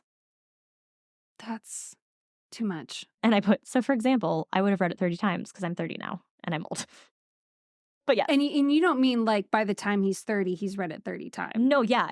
Like, his thing was that he wanted to read it as many times as his age. So every year he would read it completely through. 30 times. No. Oh, no. Just like total. Keeping it up. Okay. Yeah. I see what you mean. Yes. So at this point, his gift of clairvoyance was growing and allowing him to see the auras around people, speak to angels, and hear the voices of departed relatives. He often wondered if these abilities of his were spiritually delivered or not. So he did fear that these gifts were kind of a darker source. Oh. But after speaking to some relatives, he was assured that this was a good gift. Talk about some self-awareness. Yeah. So as long as he's using it in a good way, it's a good gift. The moment you start using it in a bad way, then it's a bad gift. I mean, that's pretty much anything. Yeah. So in 1900, Edgar teamed up with his father to start selling insurance for the company Woodman of the World. Okay. But in March of that year, he developed severe laryngitis and was unable to speak. Oh. So you can't really be a good salesman if you can't talk. Sounds like a nightmare. I know. Yeah, forget it. Literally, like, if I get that, it's like, I know that the universe is like, shut up. Right. We had enough. Like, stop talking. So he had to stop working, obviously. Yeah. And he returned home where he lived with his parents for almost a year trying to, like, figure stuff out. His lady friend. They don't live together, but they'll be together. Don't worry. Okay. So he still needed a job and decided to take up photography, which required much less speech. Yeah. So he started out working as an apprentice at the studio of W.R. Bowles in Hopkinsville and became very proficient in it. Coming to Virginia. Shh. So then in 1901, the Laugh Man came to perform at the Hopkinsville Opera House. So the Laugh Man was a traveling stage hypnotist and entertainer named Hart. Okay. So somehow word spread and the Laugh Man or Hart learned about Edgar's throat condition and offered to attempt a cure. So he planned to hypnotize Edgar and hopefully find a cure that way. Okay. So Edgar eagerly accepted the offer. Sure. The experiment was to take place in the office of Manning Brown, who was a local throat specialist. Okay. Yeah. So while Edgar was in the hypnotic trance that Hart had put him in, his voice would come back. But the moment he was awake, his voice would disappear again. Interesting. Yes. So Edgar was put under hypnosis again, and Hart tried to do a trance where he told Edgar, like, your voice will work when you wake up. But it was unsuccessful. So Hart didn't continue trying, claiming that he had failed because Edgar wouldn't enter the third stage of hypnosis, which was the stage that would allow suggestions. I didn't know there were stages. I didn't either. I thought it was just kind of one and done. Yeah. But so because he couldn't get to that third stage, he's not going to take suggestions. It's like opening your chakras. Yeah. Then, New York hypnotist John Duncan Quackenboss tried on Edgar, but found the same issue. These poor unfortunate souls. They're poor fucking names. Unfortunate souls. That too. He suggested that Edgar should take his own case in the second stage of hypnosis. So he gets to the second stage, and then he needs to try to take over from there. Edgar does? Yes. Okay. Well, he's in that stage of hypnosis. Doesn't that defeat the purpose of hypnosis? It didn't work. Okay. So then, local hypnotist Al Lynn offered to help Edgar. He was put into a trance, and as he had been able to before, he could speak, as we know. He told Lynn, as he's sleeping, he told Lynn to give him the suggestion to increase blood circulation to his throat. So Lynn gave the suggestion, and Edgar's throat reportedly turned bright red. So this whole area. After 20 minutes, Edgar declared the treatment was over, still while under this trance. He awoke, and lo and behold, his voice had returned to normal. What? What? Mm-hmm. That's impressive. So it appears that he's able to self-diagnose again. That's cool. So relapses did occur, but they were quickly cured again by Lynn until it was permanently cured. Wow. Lynn was shocked by Edgar's ability to diagnose and treat his own condition while under hypnosis. And like naturally. Right. Like just telling the body to send more blood. Right. Like that's crazy. So he decided to test Edgar. Of course. So he asked Edgar, while under trance, if Edgar knew Lynn's ailments. Mm-hmm. Edgar guessed them spot on. So Lynn considered Edgar's abilities to be clairvoyance and told him that he needed to offer his psychic diagnostic services to the public. So he, while in this trance, was able to talk about the guy who was putting him in the trance, all the things that were wrong. Yes. Got it. Yep. Okay. So Edgar was hesitant at first because all of his readings and cures were done while he was asleep. Right. And he didn't know if all of his remedies were safe in the first place because he would kind of recommend treatments. We love a self-aware. He's very self-aware. We love a self-aware hypnotist. We love the safe ones. Yes. I love it. But as we remember from before, he always wanted to help others. That is true. So after much thought and back and forth, he agreed. Which, it's coming from a good place. Yes, exactly. So we like it. So he and Lynn decided that all readings would be free, and that if a reading ever hurt someone, they would never do another. Wow. Yes. Like them. And he sticks to this free. Yeah. So he and Lynn started offering these readings to the public. He would have the individual come to the location.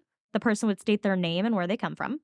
Edgar would go into his trance and name the person's ailments and offer a cure. I like that the guy's like with him. Yeah. You know, so he's Well, because not the like... guy's the one putting him into the trance. Right. Well, yeah, you're right.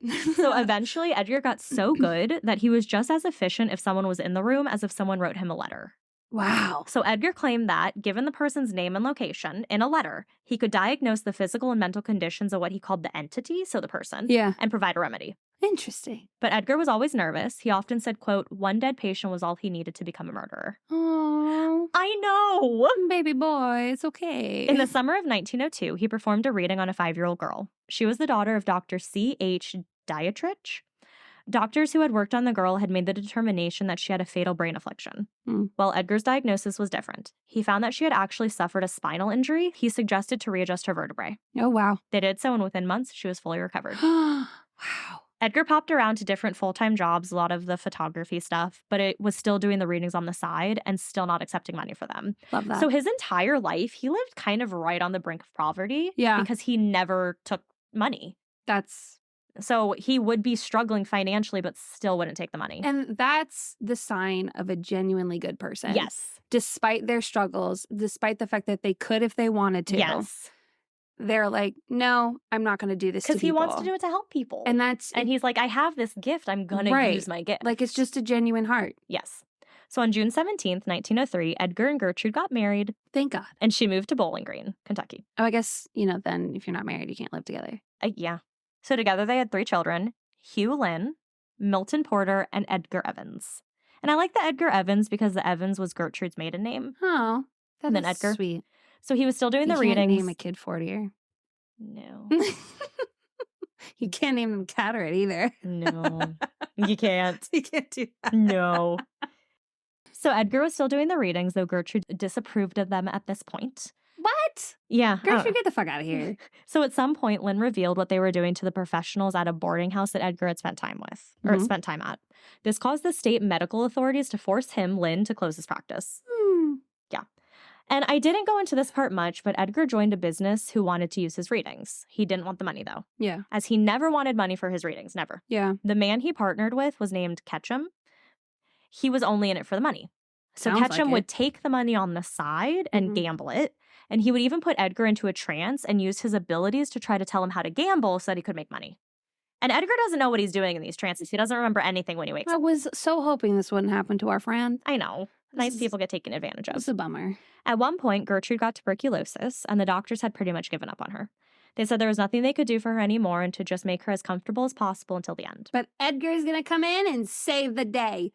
He wasn't ready to give up, though, and as a last-ditch effort, he did a reading for his wife. Yes. They tried the treatment that he recommended, and after just a few months, Gertrude was actually cured. Hell yeah. Edgar soon found out about Ketchum's scummy dealings of taking the money and gambling with it, that he left the company immediately. Good. He and his wife and their family moved to Selma, Alabama, where Edgar picked up a job with the Tressler photography firm. Have we been in Virginia yet? Shut up. We will get there. I'm like, we're pretty far through this. Shut up. So Edgar's ability and knowledge of his ability had been spreading for some time, so people all over were knowing about it.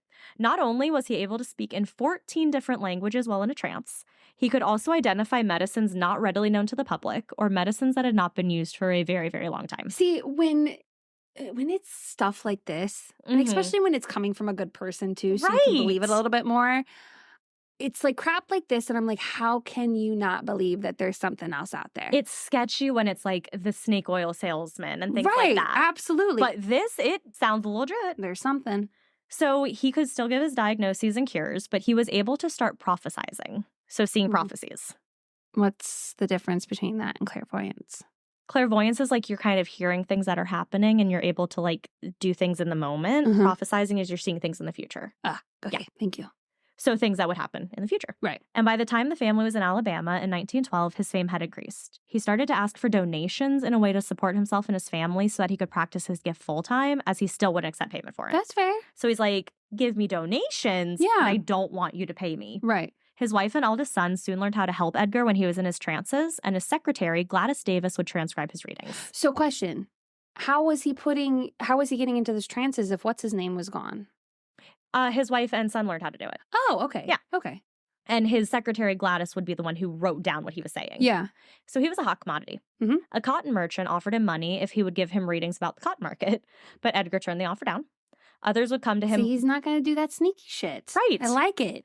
Others would come to him wanting to know where to hunt for treasure or what the outcome of a horse race would be, but Edgar always turned those down as well. Love it. He never gave readings for financial gain, only for help.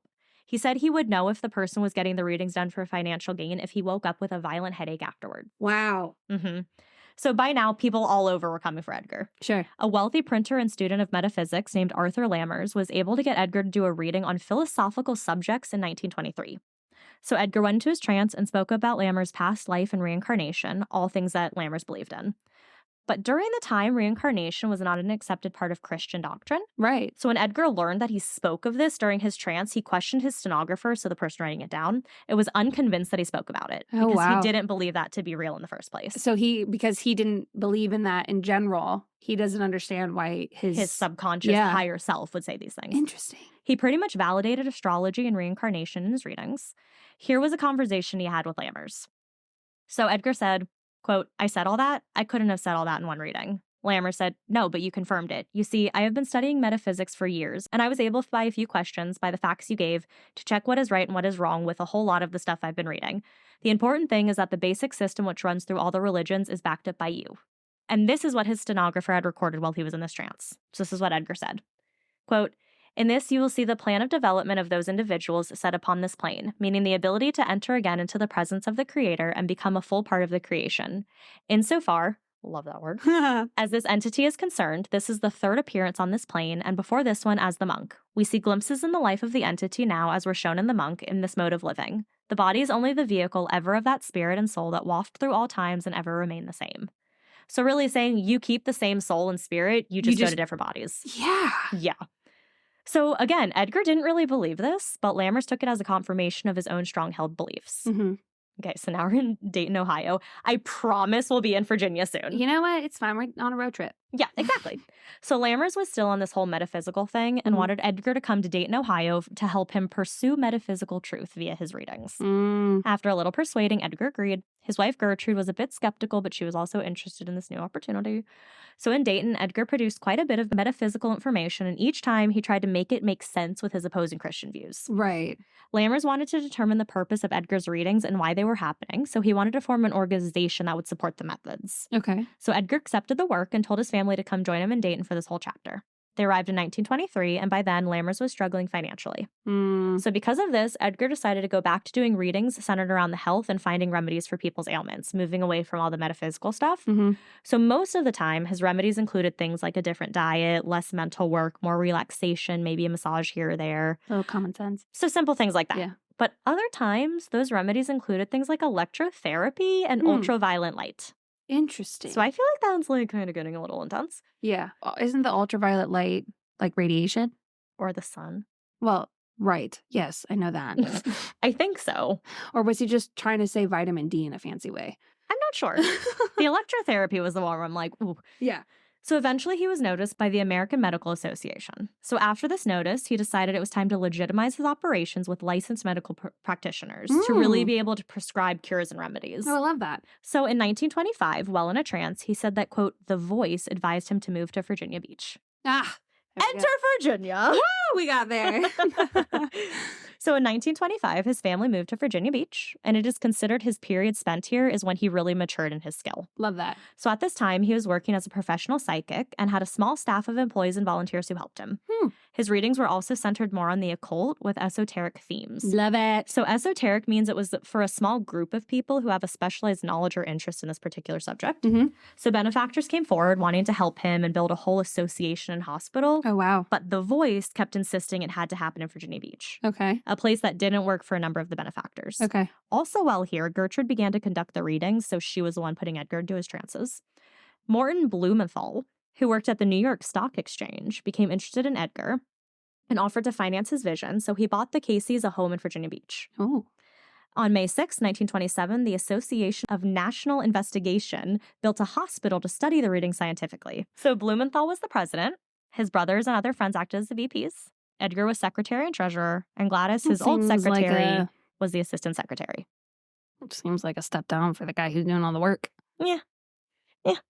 But in order to avoid any prosecution, anyone who wanted a reading was required to join the association and agree that they were participating in a psychic research experiment so that they couldn't get in trouble. Okay. In 1928, Moseley Brown, head of the psychology department of Washington and Lee University, joined the association after becoming convinced of Edgar's readings. So the dedication ceremony for the Holistic Hospital Complex was held on October 11th, 1928. So this is in Virginia, so think of this. Yeah. So it's a huge place. Yeah. It had a lecture hall, library, vault for storage of all of the readings, and offices to conduct research. There was a large living room, a 12-car garage, servants' quarters, and even a tennis court. It contained, quote, the largest lawn, in fact, the only lawn between the Cavalier and Cape Henry. I know the Cavalier. Do you? Yeah. So between there and Cape Henry. I don't know Cape Henry, but I know the Cavalier. It's the largest lawn. And just the next day, on October 12th, the first patient was admitted. So their mission statement went something like this. Religion and science, philosophy and psychology, the truths discovered by the ancients as well as the moderns will be equally welcome here. Nothing is banned except trickery, sham, and falsehood. Yeah. So this is from Wikipedia. Quote, salt packs, poultices, hot compresses, chromotherapy, magnetism, vibrator treatment, massage, osteopathic manipulation, dental therapy, colonics, enemas, antiseptics, inhalants, homeopathy, essential oils, and mud baths were prescribed. All right. Substances included oils, salt. Was the vibrator like the vibrator? I'm wondering. Herbs, iodine, witch hazel, magnesia, bismuth, alcohol, casteria, lactated pespin, turpentine, charcoal, animated ash, soda, cream of tartar, asonite, laudanum, camphor, and gold solution. And a partridge in a pear tree. These were prescribed to overcome conditions that prevented proper digestion and assimilation of needed nutrients from the prescribed diet. These aren't like insane ailments, right? No. Okay. Well, I don't know. They never went into like what the ailments were. Because it sounds like all things that you could pretty much over the counter. Right. Like, you know, better diet, things like that. Yeah. So the aim of the readings was to produce a healthy body, removing the cause of a specific ailment. Readings would indicate if the patient's recovery was problematic. Love that. You're not actually doing the work, broski. Yeah, exactly. The hospital was also very popular. There was a month-long wait list just to be seen. Wow. And to go on with the success, plans for a university were being drawn up. It would be a parallel service for the mind and spirit. Oh my God, is it Old Dominion? No. So it was scheduled to open on September 20th, 1930, but on September 16th, Blumenthal called a meeting of the association and took over the hospital to curb expenses. He ended his support of the university and closed the association on February 26, 1931. Wait, who is this guy? Blumenthal, the man, like the main guy from the beginning who was like, I want to build all this. Yeah. He took it all back and pretty much went bankrupt and closed everything. So Edgar removed all of his files of his readings and brought them home with him. Hell yeah. Then the Depression hit, and Edgar turned his attention to spiritual teaching. So this is kind of where it got a little culty, but then not really. So this is when friends and family started to come forward asking Edgar how they could become psychic. So this led to an 11-year discourse, which led to study groups. In his trance, he told the group that the purpose of life wasn't to be psychic, but to become a more spiritually aware and loving person. So lessons were soon focused on dreams, coincidence, synchronicity, developing intuition. Sign me up. The Akashic records, astrology, past life relations, soulmates, and other esoteric subjects. Call it whatever you want. It sounds like a group I want to hang out with. So the Akashic records are, quote, a compendium of all universal events, thoughts, words, emotions, and intent ever to have occurred in the past, present, or future in terms of all entities and life forms, not just human. So it's everything that ever was. Everything. Yeah. It sounds so cool. Yeah. Then on June 6, 1931, 61 people attended a meeting meant to carry on Edgar's work. They formed the Association of Research and Enlightenment, ARE. The new association was incorporated in July. So association membership remained at about 500 to 600 members on average. Wow. A mailing list went out to many, many people about readings that Edgar was doing, research the group was performing, studies in psychic phenomena, case histories, a whole variety of things. Yeah. A letter mailing list that I would love to be on. 100%. Yeah. So in March of 1943, a book about Edgar was published, which only added to the interest that people were taking in him. Random intrusive thought. Do you think when people say there was a book written about so-and-so, what do you think would go through that person's mind, or what would go through your mind if someone wrote a book about you, but you didn't give them any information? I think they were a fraud. So many people were writing to Edgar that the mail carrier was unable to deliver the mail to them anymore because he couldn't carry it. So Gertrude had to start picking it up by car at the post office. Damn. Edgar was doing 4 to 6 readings per day at this point. Then later that year, Cornet magazine published an article titled Miracle Man of Virginia Beach. Nice. This is when World War II was really taking its toll on soldiers and the American people. Many families of soldiers started to come to Edgar, requesting help. Well, and there's that huge naval base there. Oh, yeah. Yeah. So they were requesting help for loved ones who were missing in action. Oh. So Edgar couldn't turn them away. So Of course not. he increased his readings to 8 a day. But this was affecting his health. It was emotionally draining and left him exhausted. I was going to say. So even the readings, the voice, were telling Edgar that he was attempting too much. Mm. The voice told him he needed to reduce his readings to 2 a day or his efforts would kill him. So from June 1943 to June 1944, Edgar did 1,385 readings. Wow. In August of 1944, he collapsed from the strain of the sheer number. He took a reading on his own situation and was instructed to rest until he was well or he would die. Love a self-sufficient man. To take a rest, he and Gertrude went into the Virginia mountains. Not sure which one, just the Virginia mountains. There's a whole slew of them. Where, in September, Edgar had a stroke. Oh. Around this time, he made a prediction that he would be buried on January 5th, 1945. God, that I would not like. No. I can be aware of a lot of things. I don't want to know when I die. No. On January 3rd, 1945, at the age of 65, Edgar died. He was buried just 2 days later, just like his prediction said, on January 5th, 1945. What if Gertrude waited so that it was true? Well, she died 3 months later. Oh. So from the beginning of his readings up until September of 1923, his readings were not really recorded or preserved. On October 10th, 1922, he told the Birmingham Post-Herald that he had given 8,056 readings to date. That's crazy. It was also known I that, feel like that's not even a high enough number. well, it's said after that date, he gave 13 to 14,000 more. So a total of 14,306 are available at the ARE Cayce headquarters in Virginia Beach. Some of Edgar's clients we worked with included Woodrow Wilson, Look at that. Thomas Edison, Is this my history quiz? George Gershwin, and before she was famous, Marilyn Monroe. Nice. Other abilities that Edgar is believed to have had include astral projection, prophecy, mediumship, access to the Ashek records. The who? The Ashek records, the one where it was like the whole slew of things. The what? The thing I said before, where it's like about everything and anything. Right. Yeah. Okay. Yeah. Book of Life and seeing auras. Okay. He used astrology and dream work in his readings and practice. So this is the place where I felt this was best to mention this. Okay. So at some point in his journey, he started to believe in reincarnation. Okay. He said that he had been reincarnated from the Egyptian high priest Rata. The website Divine Cosmos actually had a whole article about the reincarnation of him being connected to Rata. Mm-hmm. So I looked up who that entity was, and this is the first thing where I saw Edgar Cayce, and I was like, what? Oh, interesting. So Rata, like I said, was this high priest. He also had prophetic abilities and could channel very accurate psychic information. So he was also one of the key figures in the construction of temples that were dedicated to the law of one, which I was not able to find what this was. Okay, cool. I looked up everywhere what like the Egyptian law of one, nothing. Is it like one for all and all for one? You don't know. No idea. I Googled, found nothing. Googled the shit out of that. Well, I binged because that's the search engine I had. That's probably why you didn't mind me. Maybe. So Rata was known to spend a great deal of time within the pyramids that he built in order to harness the rejuvenative energies that it produced. Rejuvenative is not a word, by the way. Did you just make it up? No, it was in an article I read, and it's red squiggly.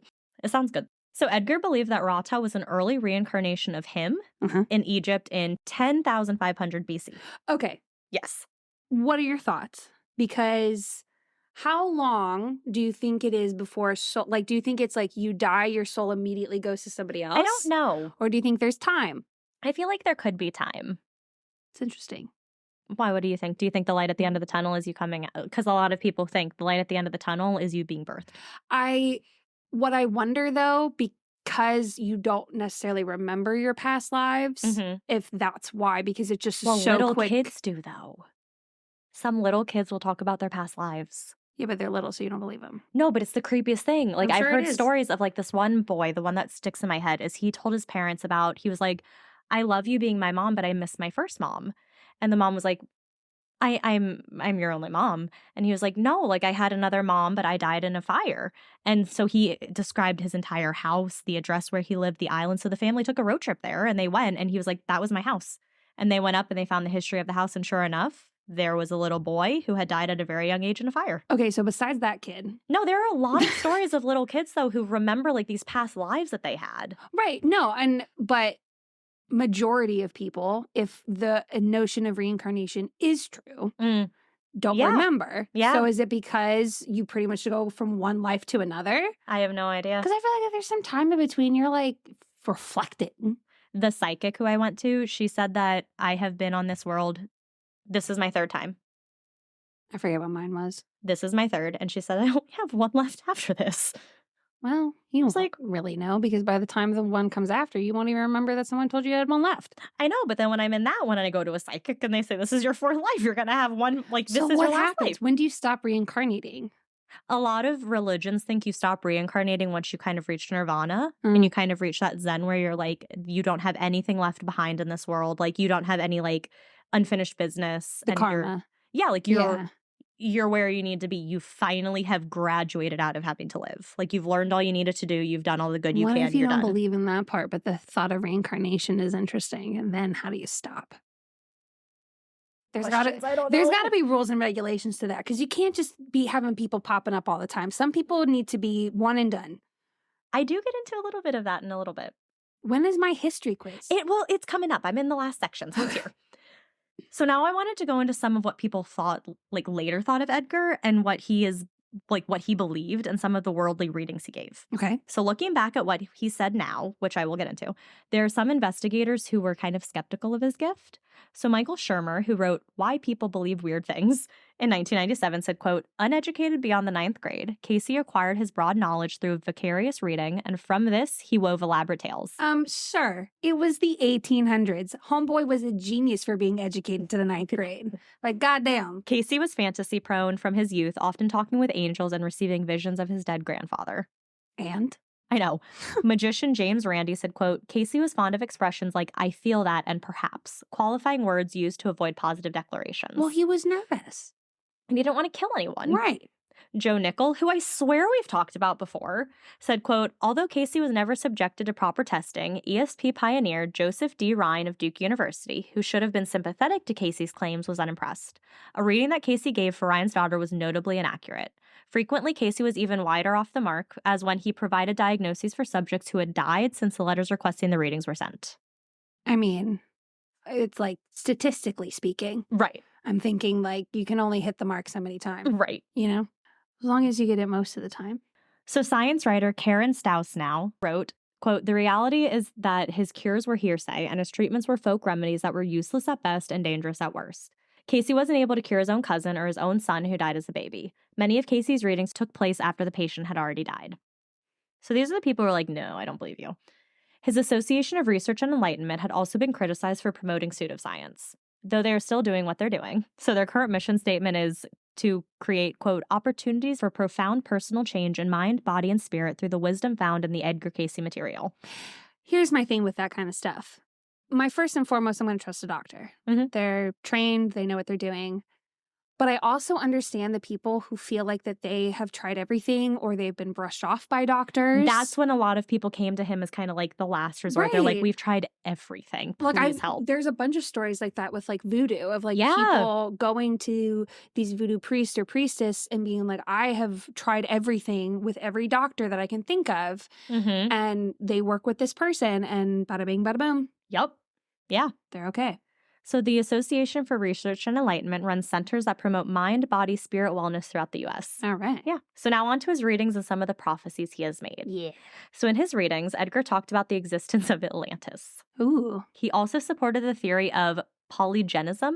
So this is the theory of human origins that view that the human races are of different origins. Oh, well, there was at one point more than one human species. Like Neanderthals and us are not, we're human, but we're not technically the same species. It's like with dogs, you have wolves, you have hyenas, you have house pets. They're all dogs, but they're not. Interesting. Yeah. So looking more into that, polygenism has historically been heavily used in service of white supremacist ideas and practices. Okay, we're going to not do that one. Yeah. So according to Edgar, there were 5 races. 5. White, black, red, brown, and yellow. Red, brown, and yellow? They were all created separately and simultaneously, all in different parts of the earth. Okay, no. So for example, he said that, quote, the red race developed in Atlantis and its development was rapid. Oh, Edgar, honey, you're losing me here. Robert Todd Carroll wrote a 2003 book titled The Skeptic's Dictionary. In it, he wrote, quote, Cayce is one of the main people responsible for some of the sillier notions about Atlantis. Yeah. He went on to talk about how Edgar believed in a giant crystal, like bigger than the size of Asia, which was activated by the sun to harness energy and provide power to Atlantis. He's really stuck on this Atlantis stuff. No. Yeah. He also included a prediction Edgar made, which said that in 1958, the U.S. would discover a death ray which had been used on Atlantis. We definitely had nuclear power by then, but no death ray. No. That we know of. That we know of. Edgar believed that soul entities on Earth intermingled with animals to produce things, such as giants, which were tall, 12 feet tall, 3.7 meters. So, back to the whole actual scientific part about the fact that there was more than one human species. Mm-hmm. The ancient alien astronaut believers, who think that a lot of the stuff that happened was because we were visited so much. Right. What they think in terms of like why in folklore there's things like giants and things like that was because at one point in our history there were multiple human species living on Earth at the same time. Obviously we won out. Right. Could it have been that one of those species was a giant person? Yeah. And that's where we get those things from. Interesting. Most of the stuff they say, I'm like, dude. Right. Quack shit. But sometimes I come up with things I'm like, okay, I see your point. Right. Like, I get it. He also accepted the existence of aliens. Well, I mean, we're on that side. He reinterpreted the history of life on Earth, which is the process by which living and fossil organisms evolved. Don't know what he said about it because I didn't read into it. I was going to say. This would have been way too long. So in addition to this death ray, he said, we would find that we never did. Mm-hmm. He made a lot of other predictions that didn't come true and some that did and some that maybe just haven't come true yet. Okay. So predictions that have occurred. So like I mentioned, Edgar did make some predictions that actually came to fruition. He predicted the crash of the stock market on 2 separate occasions. Probably most economists could have predicted that one. But he wasn't an economist. I know, I'm just saying. So in February of 1925, he said that a physician friend of his would get rich, but that it would all be taken away from him in 1929. Damn. He also warned a New York stockbroker about a forthcoming financial doom. He warned many of his friends to be careful to pull out their money to do all this, but none listened to him and they all suffered when the crash came. He also foresaw the Great Depression, which he said was due to the stock market crash, and that it would lift in the spring of 1933, which it did. Which makes sense because that's when, or about to be when World War II started. On January 17th, 1935, he described the Jewish sect called Essene in remarkable detail. There was very little known about the sect at the time. He said this more than a decade before the Dead Sea Scrolls were found, which talked about this little-known sect. Okay. And it was proven that what he said about the sect had been correct. Interesting. Mm-hmm. In 1935, he predicted that there would be a war in which many nations would participate. Well, he said countries like Austria, Germany, and Japan would join, and that the U.S. would enter the war in 1941. So, Kenzie. Wow. When did the U.S. enter World War II? Well, it was probably technically 1942 because Pearl Harbor happened in 1941 and it was in December. December 11th, 1941. Ah, there you go. I mean, they Or- were like so close anyway that it was like they just need that little thing to justify it. Yeah. So really, like, we were involved most of the time. But Yes. he said this war would set the world on fire. Yeah. He also predicted that Hitler would reign over Germany until he was overthrown. Yeah. He said that World War II would end in 1945. It Kenzie, did. when did World War II end? 1945. September 2nd, 1945. Well, Correct. So That's what the internet just told me. yes, but it's phrases. It's phrases. It's phrases of. So yes, good job about World War II. I could even tell you that, like, first it was with Germany. They were defeated. I'm pretty sure Normandy. Are these the phrases? Yeah, these are the phrases. And then we were still at war with Japan. And so that's when we dropped the bombs in August. And they were like, okay. See, I You knew I win. didn't need to explain anything else because I was like, Kenzie's here. He predicted the Earth's poles would shift on August 11th, 1936. Do you know how catastrophic it would be if the Earth shift? Like, at all? Oh, trust me, I'll get to it. Yeah. Like, we would all die. I'll get to it. So around this time, the north-south polarity in 1936 started to fluctuate between Africa and South America. Wait, what? He predicted the Earth's poles would shift on August 11th, 1936. Like, shift as in. He just said the Earth's poles would shift. Move a little bit. Okay. And because around this time, they did start to fluctuate between Africa and South America. So he predicted that Atlantis would be discovered around 1968 to 1969 off the east coast of North America, while the Bimini Road was discovered in the Atlantic Ocean. So it's unclear if this is a road or a natural landform, but Mhm. many believe it had been part of Atlantis. In 1939, he predicted the deaths of 2 presidents and that those 2 presidents would die in office. Which ones? Who do you Wait, what was the year again? No, he just said in 1939 he made this prediction for the future. So it would have been after 1939, 2 presidents who would die in office. FDR and JFK. Yes! Woohoo! So FDR died in office in April of 1945, and JFK was assassinated in November of 1963. Yup. I'm winning. EdgarCayce.org posted an article about 7 prophecies of Edgar's that have yet to come true. Okay. He is saying that humans will soon live longer than originally thought or have originally been able to. It is possible if we get our shit together with climate change and, like, civilization as a whole. He said the human lifespan will extend years beyond which we are currently living. Well, okay, if he's making it at that time, lifespans were not very long. Right. So it's already happening. It's already happening. Another is that we will have a gasless motor invented soon, one that will be able to produce its own energy to power itself once it gets going. I'm pretty sure there's energy already like that. See, so all of these things happened before he knew it. At least, I mean, electricity. Well, yeah, but he said a gasless electric, like it will kind of have its own electricity, like its own energy that it will keep being used to So, power like, not even itself. like solar power. Yeah. Like, it's just like rejuvenated That's energy. what it sounded like. Interesting. There will be conflict in the Persian Gulf. He said That happened. There was the Gulf. That happened. Yeah. So he said, strifes will arise through the period. Watch for them near Davis Strait and the attempts there for the keeping of lifeline to a land open. Watch for them in Libya and in Egypt, in Ankara and in Syria, through the straits about those areas above Australia in the Indian Ocean and the Persian Gulf. That we had that was like in the 90s. So he was already dead. Right. So, but I'm saying this one already came true. Oh, I don't know how old this article was. I couldn't find the date. Okay. There will be a new root race that evolves.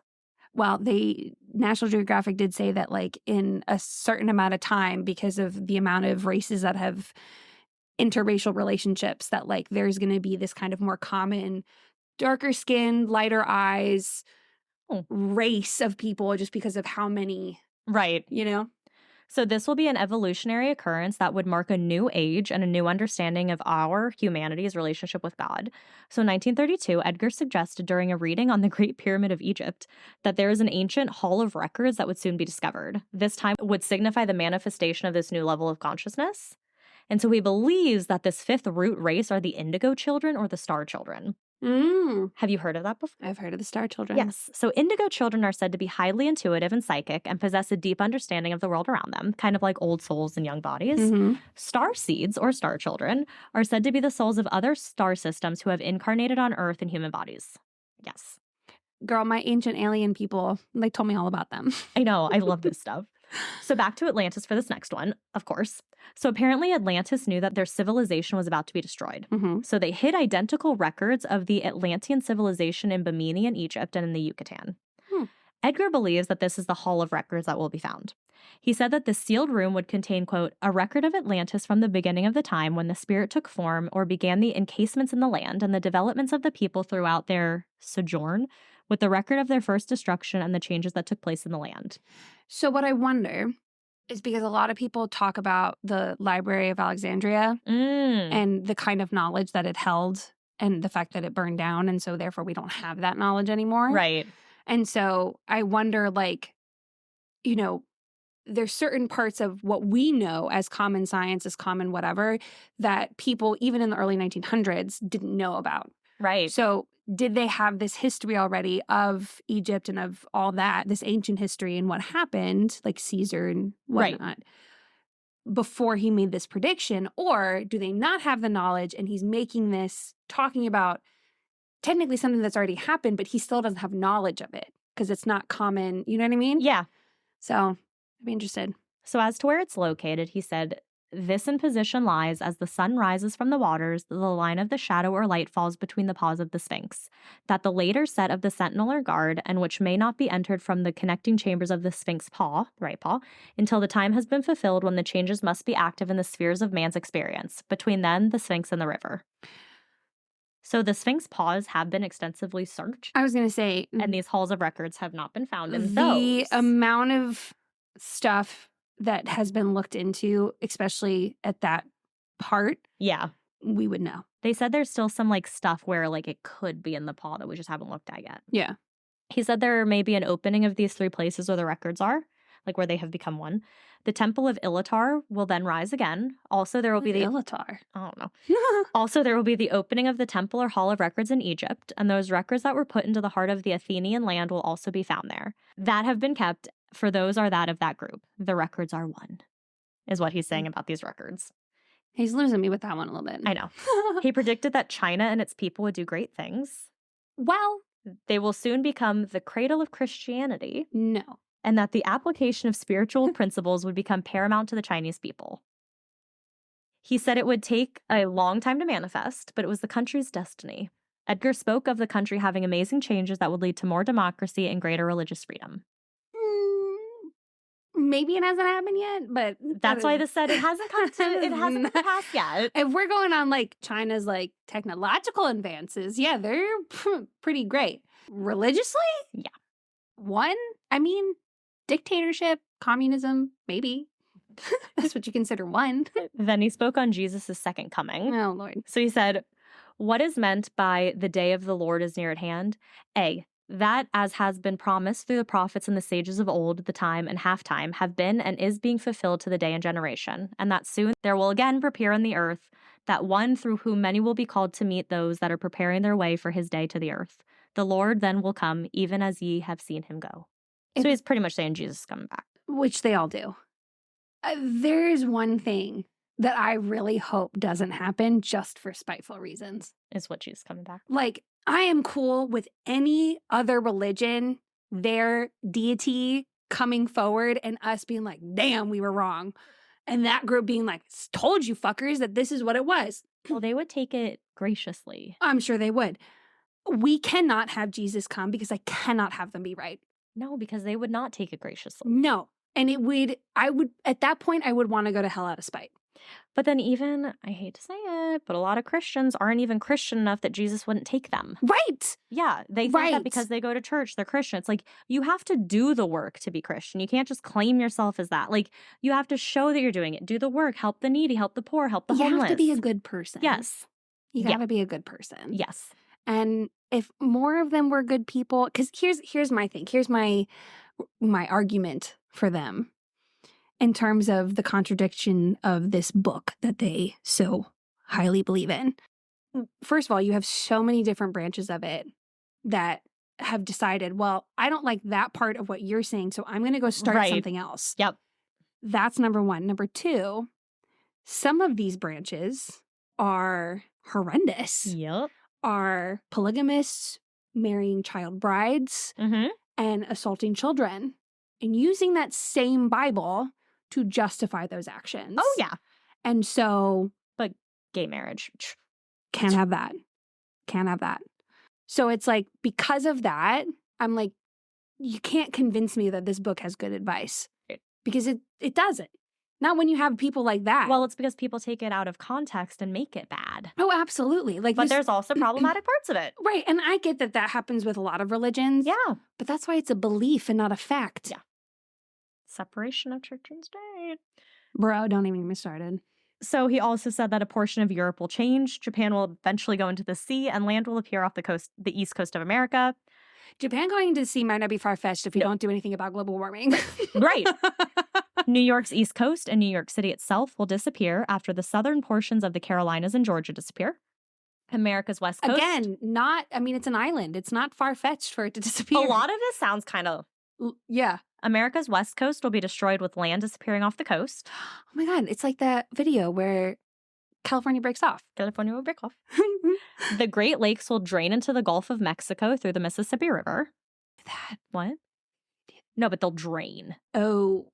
Some of the only safe places will be Ohio, Indiana, Illinois, of course, Virginia Beach, the central states, and some eastern states. Everything around Virginia is going to drown. Except Virginia. But Virginia will be safe. We'll be good.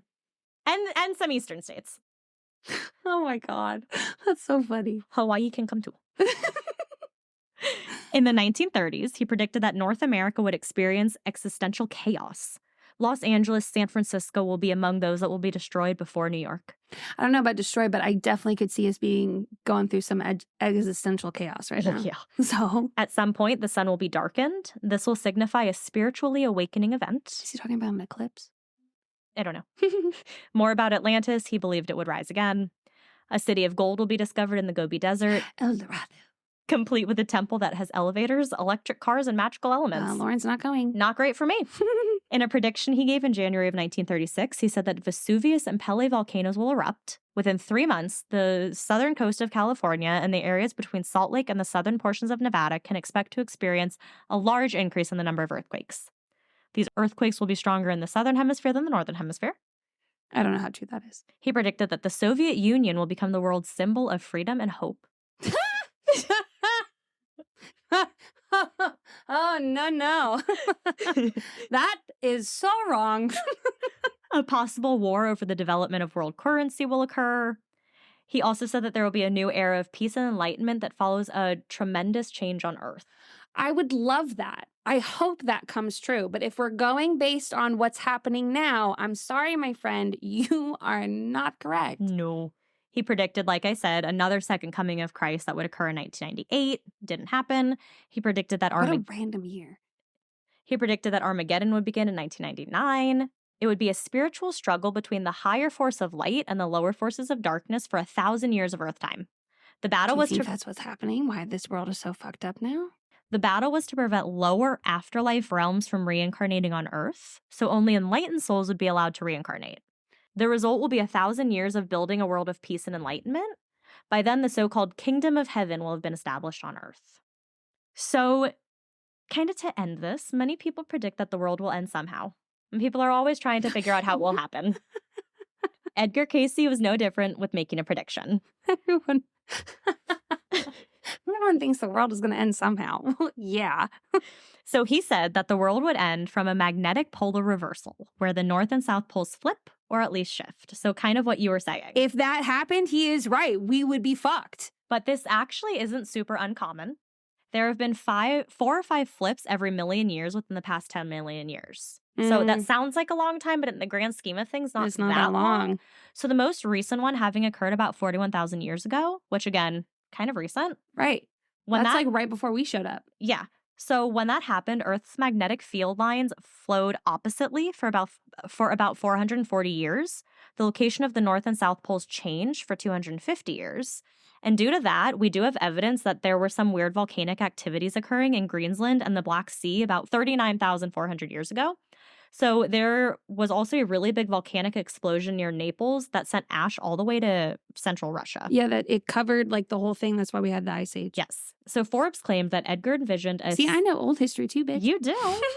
So Forbes claimed that Edgar envisioned a 16 to 20 degree shift in the poles, so more like a slip as opposed to a flip. But this slip would cause a simultaneous volcanic explosion.